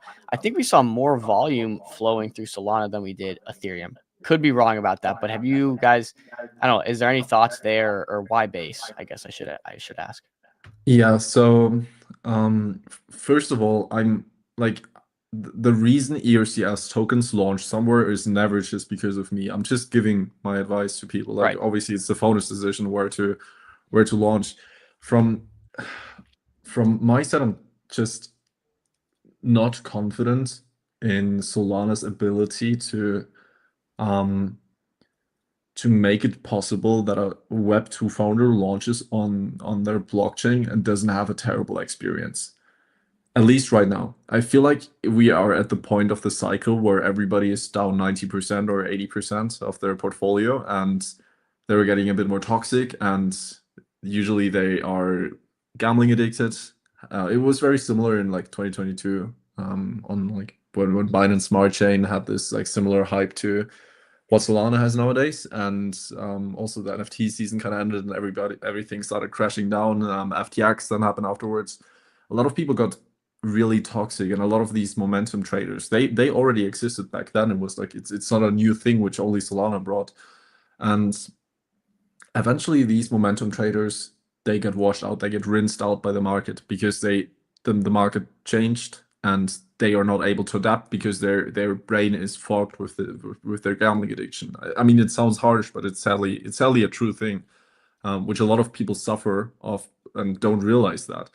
But yeah, eventually these people will naturally be rinsed out of the market, and I feel after that there's going to be a time again where people are able to hold and invest in assets which are also going to be valuable because of ERCS. So yeah, Do you think that's already starting to happen? And we were talking pre-show, and I felt like more of it was because of the like fair launch model that Pump and Believe used, and then a good portion of the value extraction coming from those early snipers, which every Believe and Pump chart looks like candle and then down and sideways for forever as it's distributed out. But like, do you think, I think maybe that was part of the problem too, is the sniper infestation on Solana and just the extraction in the first 3 candles.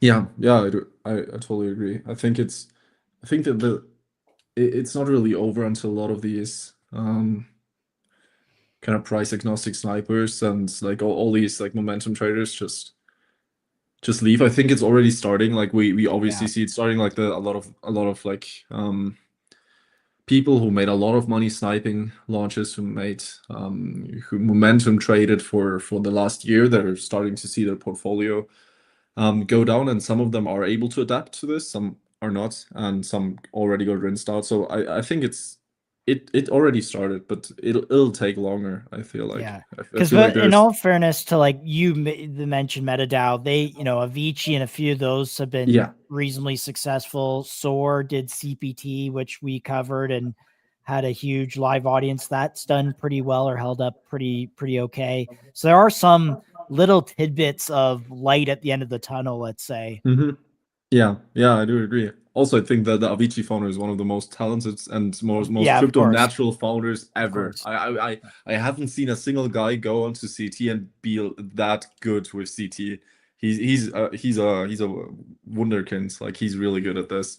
I put out a tweet the other day saying like Ram founder of Avicii has been a perfect combination for like, he launched when MetaDAO was an early enough primitive. He was perfect when it came to like the narrative. They had time in the market. Like everything really just lined up for Avicii to be like a breakout product. And you're completely right. Ram uniquely is a great founder for CT, which is not the case for all founders. Yeah, it's definitely not the case, but he's a great example of like also a good example which we can later like discuss with our portfolio companies, with people who want to like really commit into crypto with like 20% or more. Like he's a really good example to study how you should approach this. He's a very, very talented marketing guy. So yeah, big props to credit to Patrick, who did launch on Soar. He ran like Fubu TV up in the COVID hype. It was a streaming platform from like something like $2 billion IPO on the NASDAQ to 9.5 billion, and then runs like a huge family office in Hong Kong.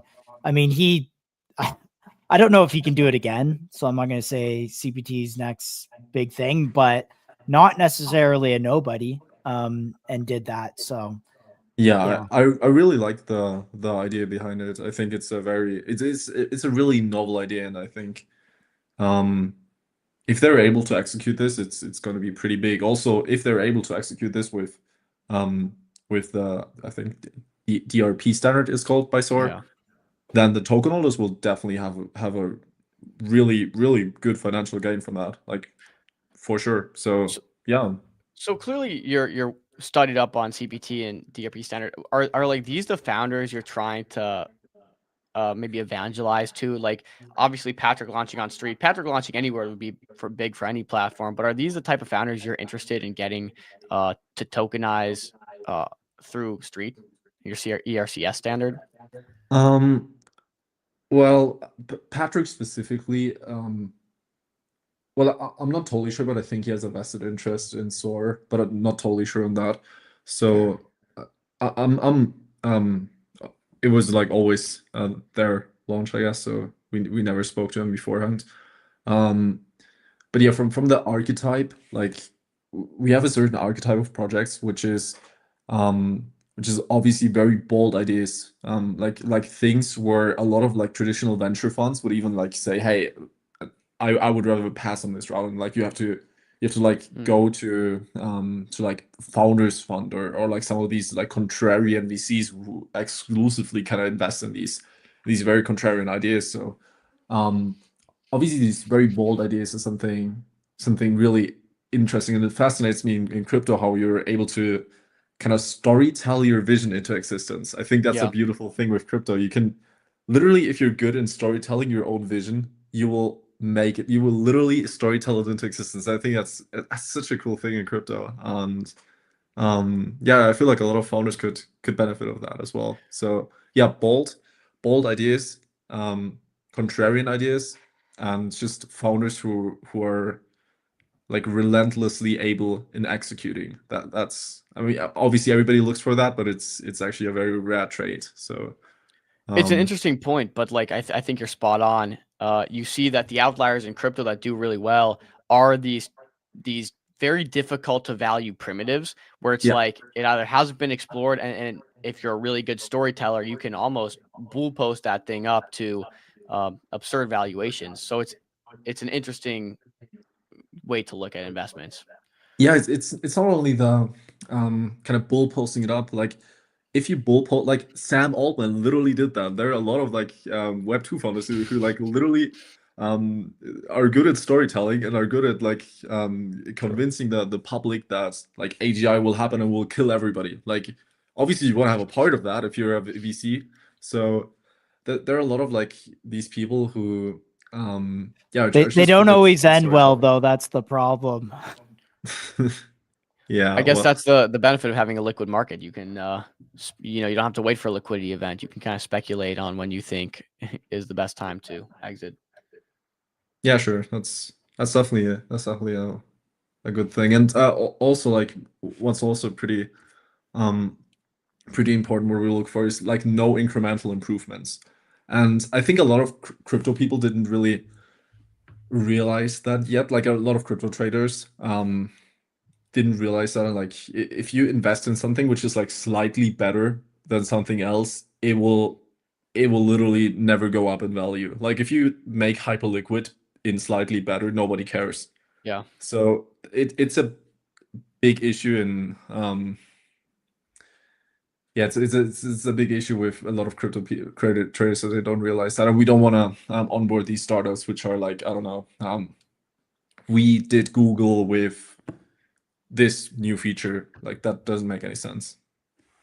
So I'm gonna kind of pivot here, and I want to be respectful of your time, so we don't need to take too much longer here. But on back to this Noise partnership, it seems like an angle of Streets is maybe partnering up with funds or people that have holdings under, assets under management, whatever it might be, and then having them kind of refer when it comes to tokenizing those assets. Can you tell us a little bit about that strategy and maybe how this partnership with Noise is symbolic of that? Yeah, so it's definitely a strategy to actually partner eventually with VCs. I think right now, this early, it might be cutting some ties, because we like naturally we will probably be forced to then like actually use ERCS for each and every one of these portfolio companies, and some of them we might not even want to touch. Yeah. So it's too early to like actually do like safe, like complete like binding contracts with teams. But what I'm always happy to do, like my goal is if a launchpad has a project which want to tokenize on there, that I want to make sure that this asset of this founder is investable and is like an investable vehicle for people to speculate on. And if that founder succeeds, then the token should also succeed. So that's kind of my philosophy here, and why we're partnered with Noise, for example. So are you guys more focused on synergies between like funds, VCs, holdcos, rather than specific companies, or would you say it's just a big mix of both? It's a big mix of everything. So there's like not like we don't have like a strategy to partner with A16Z to get all the speedrun companies on chain. Like it's too early for that. Eventually maybe, but right now not yet. Gotcha. Josh, you have some questions. I'll let you take away. Yeah, so I just wanted to kind of wrap a little bit on this, but maybe on the just what holders get from a transparency standpoint. SOAR has like a section where you can add like, you know, patent filings, decks, you know, additional equity issuance. What do you guys see for yourselves as things that are disclosed to holders? Yeah, so first of all, you're gonna get an audit of that SPV from a little S tier law firm. So you actually know that the things that are disclosed there are true and it's not some fugazi. What we also allow is auditing of these companies. Like if a ERCS token launches, we can audit them. We never, and that's I think a big difference here, we never force them to get audited, but we allow them we kind of do the auditing for them, and the market shall punish accordingly if they refuse this audit. And that's a really important thing, because not every private company should be audited. Like you have a significant disadvantage to your competitors if you're constantly being audited and if everybody knows what you're doing and how your financials look like. And then it's like alpha for your competitors, and they will use that and kill you as a startup. So we will never force it onto people, but what we can do, for example, is like just confirm it with like a good audit firm that this company is not like running away with the money. Like stuff like that is possible, and it's not kind of disrupting the natural life of a startup. Maybe some other questions are just kind of like timeline. You mentioned Q1 next year. People might ask like when CLED. What should traders, I guess, or potential investors, what should they be doing? Should they be going on to Street now and setting up an account? Like, yeah, give them some things that they can do. Next steps. So yeah, CLED will launch in batch 2. Avi wants to kind of understand how he's gonna communicate this to I think both CT and both to his own investors. Like he wants to know how to market it correctly and to pump the chart up correctly. So I think he's smart by doing that. Very smart. I'm surprised. You know, Avi's very sometimes quick to act, so I'm glad he's taken a step back on that. Smart. Yeah, I think too. I like obviously ERCS is a safe thing. Like it's not gonna like it's nothing dangerous to do, but I feel like that since he's already in crypto, he can actually take a step back, look how everything is how everything is kind of how he should approach this, I think is the better way to say it, and then he can make a final decision. Also, the market moves up and down right now for CLED. It's not supply controlled at all, sadly. Yeah. So and don't you own a big chunk of CLED tokens, don't you? Like you bought a bunch. I wish I owned more. I wish I owned like 90% of the supply and could control the charts. Then yeah, that would be good. But is it disclosed on X your holdings of CLED? And you don't have to, but if it is, if you want to, there's what do you own? 2.2% in a publicly available wallet, and then I have like some smaller side wallets with some like side stuff going on. But like I know this sounds shady, but like I don't know. I think people know me and like know that I'm like literally talking to Avi every fucking day, and like trying to make this work. Like I literally introduced him to robotics companies, So I don't know. Of course, yeah. I'm back working hard, guys. Please. Yeah, So- yeah. He also offered, I know, a few top holders the opportunity to buy into private equity into the Cloud company. Do you own any private equity in the Cloud company itself? Yeah, so I have an advisory agreement which isn't vested until 4 years. So yeah, it's just a long-term advisory agreement. What's your thesis on Cled? Why do you own so much exposure? I feel like in the beginning I had a very I wouldn't say immature, but a thesis which nowadays doesn't fit anymore, because it just got more educated on the overall market, on the overall like data selling market. So initially my thesis was like, and this is kind of still the core idea of the business, of like the virality narrative is like upload your data and get paid. Like that is the most viral thing that could ever be. But the issue is that camera rolls are not so valuable. They have value to a lot of labs, but they're like not the most valuable thing ever. So that thesis kind of wasn't that correct probably. But Avi since then has been able to kind of find new ways of making this funnel very valuable. For easiest examples, like he had this example of like potholes on New York cities.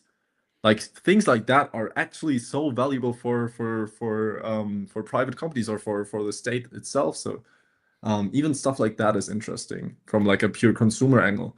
Then for a B2B angle, the robotics data and robotics is so scarce, and there are not a lot of providers who are able to sell and even like create data themselves, like telemetry data. And that's like for robotics, you need a lot more data, and you need or you essentially need a lot more high quality data, not just data that is scraped off the internet, which is how AI labs are currently doing it. You actually need high quality data with telemetry data with it. So Do you think his USP or his kind of like moat is the data tagging like approach? Like, does he have some beyond just like collecting it, getting people to put it on the platform? I think that's not as valuable as processing it into a useful like piece of data that can be ingested elsewhere. I don't think that's his mode. I think his mode is literally the crypto angle. I think literally by having this crypto coin and by being able to distribute it to so many people, and by being Avi Patel and being like this yapping attention generating bitch, he's gonna be able to scale this to so many users and to abuse crypto users to do what he wants and to provide the data that people want to buy from him. So I think it wouldn't work without crypto, and I think that's why he's probably going to choose a larger equity chunk over like what other companies are going to do. Yeah, he's been pretty vocal about putting a larger size towards that equity chunk. So interesting stuff. Josh, anything else? You had a few questions. Nope. Okay. No, I Maya, think well, we're we good. appreciate you Oh, coming on. as street. always. Is there a street token ever coming? Yeah. Okay. Yes. Any timeline? I remember you said No, not coming soon. Nothing soon. I don't want to launch with I haven't proven myself. If Street hasn't proven itself as a viable solution. Yeah. So don't expect anything in the probably next 2 years. Good. Like gonna I take say a long that time. all the launch pads, I think, like having a token has been a severe. Yeah, it's just like, downside. It's held back almost every launch pad that has a token, unless you're fully established, like Pump, or some very other rare outliers. But I love that. Maya. Well, Maya, we needed more new launches and more things to talk about. We built this show from nothing to be a great ICM show, and we need more content. So pump out some great startups, and we were doing some of the live launches for SOAR. If you ever want to do something similar, we'd be happy to set it up. So yeah, sure. Rollout. Let's do that. That sounds funny. You're the man. All right, Maya. You know what? Maybe I'll play this little video before we leave because I thought it was pretty cool. I actually haven't watched it in full yet, but it's explaining ERCS like a 12-year-old. Oh yeah, great outro. Yeah, we'll kick you out there. So You have the solves the fundamental. Is that the one you want, or the video? Yeah, this video, the ERCS for beginners. Okay, I thought you were gonna play This one? the commercial is so hype. The commercial is great too. This is just a brand new one, 5 hours ago. All right, sure. All right.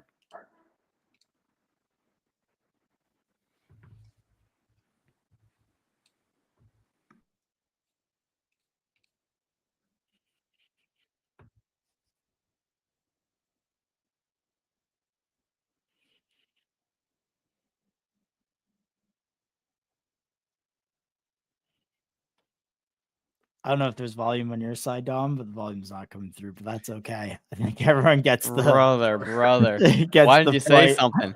This always happens. That's all right.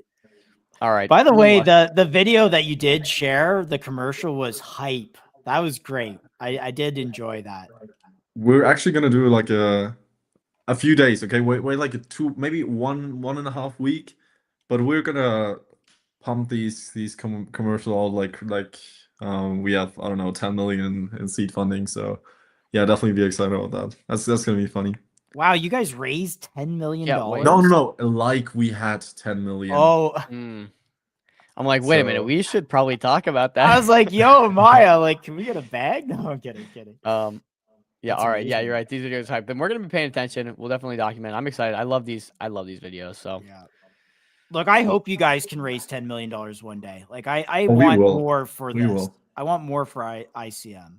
are you? Maybe are we you already looking to raised. raise? It's like you announce races whenever you need a new race. Like that's how it works. Like you only announce it when you're ready to raise the next 10 million. Like, so yeah, maybe we already raised and we never disclosed, and we'll eventually disclose.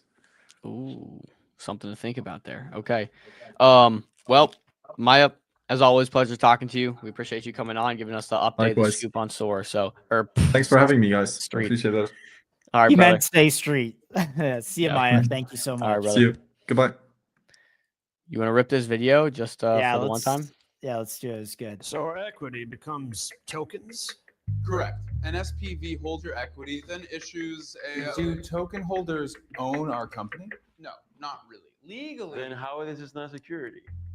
under the Howey test, discretionary distribution. Look, we just closed to Section B. I'm not so sure about all of The this. Model's interesting, but the risk. Your token becomes a growth engine that generates revenue with every trade. Every new holder is distribution. You're building an economy, not just raising capital. Are you completely sure about the potential user growth? What about the math? Look at him. He's my quant, Your what? my quantitative, my math specialist. Just look at him. Do you notice anything about him? Look at his face. Look at his eyes. That's racist, man. He doesn't even speak English. He won a national math competition in China. China! Over 1 million impressions, close to 300,000 in funding on first day, and a whole lot more than that if your company's larger, and a shit ton of new users over time. Yeah, I'm sure of the math. I have one more question. Can you explain ERCS so simple that everyone understands it? Oh, yeah. I mean, Street built something that could change who gets to invest in the next Google, but nobody wants it. Why? Because they explain it like this. Anchored equity, discretionary distributions, 3 entity structures. Yes, ERCS is complicated legal structure, but it's not complicated. It's just new. Here's Julia. Basically, private equity has a problem, and it's not exclusivity. That's by design. Accredited investors, long lockups, that's just legal structure. The problem is growth. You're a startup. You need users, attention, capital, but your equity is frozen, just sitting there, locked behind NDAs, investing schedules. By the time you go public and unlock liquidity, you've already won or died. Street wanted to fix that, open it up, let anyone trade startup stakes like stocks. Sounds good, right? Others tried, they all failed. Here's why. When you separate company equity from the token with 2 different structures, you create a choice. Use company money to pump the token, equity suffers. Ignore the token and focus on the company, token crashes. Founders cash out, VCs block tokenization, and 95% of tokens die. Misaligned incentives. That's the problem nobody solved. Street connected them. Same blocks, just different architecture. When the company grows, the token grows. When people trade tokens, the company gets fees. Everything supports everything. That's ERCS. One system. You don't own shares, you own a position in this structure. A token that's anchored by something real, by something tangible, by equity. If it grows, you grow. If it pays out, you might get paid. Yes, might for legal reasons, that's discretionary. One company raised $2 million in 8 weeks just from trading fees, not from selling equity. From the market moving their tokens around, the market became the funding. They gained 24 million in impressions just for tokenization and got 25,000 users just because of it. The token becomes your growth engine. So what's in it for the startup VCs? 3 things. 1, private equity is illiquid. Imagine a 10% fee on every transaction you do. That's horrible, right? It's the norm in secondary markets. Street makes these markets liquid and tradable. 2, the valuation becomes live, real time. VCs can't even price their own investments. They don't even have a quote. You have no real way to know how your startups are doing. Are they making progress? Are they stuck? What do other people think about it? 3, and most importantly, tokenized startups win over untokenized ones. More revenue, more users, more attention means more money at IPOs for you. Okay, now fuck off. Oh, and one more thing. Robinhood trades synthetic OpenAI perps, makes billions. OpenAI gets 0. Every week, OpenAI loses $1 billion in potential revenue just from people betting on them. Street fixes that. You get a cut of every trade. It'd be $50 billion annually for a company like OpenAI, not from selling equity, but from being tradable. The market's literally already pricing you. Street just lets you capture that value. Boom. Man, that's S tier. That's like the best. Obviously, the third, for those that are So unaware, it's playing off The Big Short, explaining some stuff there. But awesome. I think that's probably a good time to wrap it. Good update from Maya. I'm really we're obviously really interested in this model, and I'm excited to see what comes from it because, look, the investors are getting more sophisticated. They want to invest in startups with big potential, and they're willing to sit on it for a while. And I think this is the direction we're headed. So, yeah, Josh. I'm not ready, man. I'm not ready for this market to just go to 0 and like, all right, crypto's done. Like, we're good. We're off. Like, no, I want more from this, man. I want this to be a real industry. I want in 6 months, Dom, I want SOAR to be doing well, Street to be doing well, MetaDAO to be doing well. Every VC's like, DMing MCG, hey, we want to talk about our new latest launch coming on one of those 3. And, we have some new logos at the bottom. Like, that's my vision for next year. I don't know if we'll get there, but, maybe Solana taps $1,000, who knows, in that outcome. But yeah, I don't know. Stimmy checks, who knows, interest rates coming down. Look, man, we're headed there. We talked to Kyle today, and again, like just another, example of how finance is coming on chain, and I would say becoming less volatile, more manageable, right? So the conversation with Kyle, I think, showed that, and then of course Street with the equity. So we got private equity, we got funds, public funds, all that good stuff. So today was on-chain growing up day, and we saw a little bit of the adults in the room. So there we go. All right, guys. As always, thank you for joining MCG. From our fans at Asset Dash, glad you joined with us. And if you haven't tried Moby, go download Moby, invite.mobyscreener.com/MCG, and go add our sponsors to your watch list. Viva, Orgo, Spencer's joining on Friday. Thursday is US Thanksgiving. No stream on Thursday. Also, shout out Meteora, Matt, as well. So, all right. Thanks, guys. See you on the next one.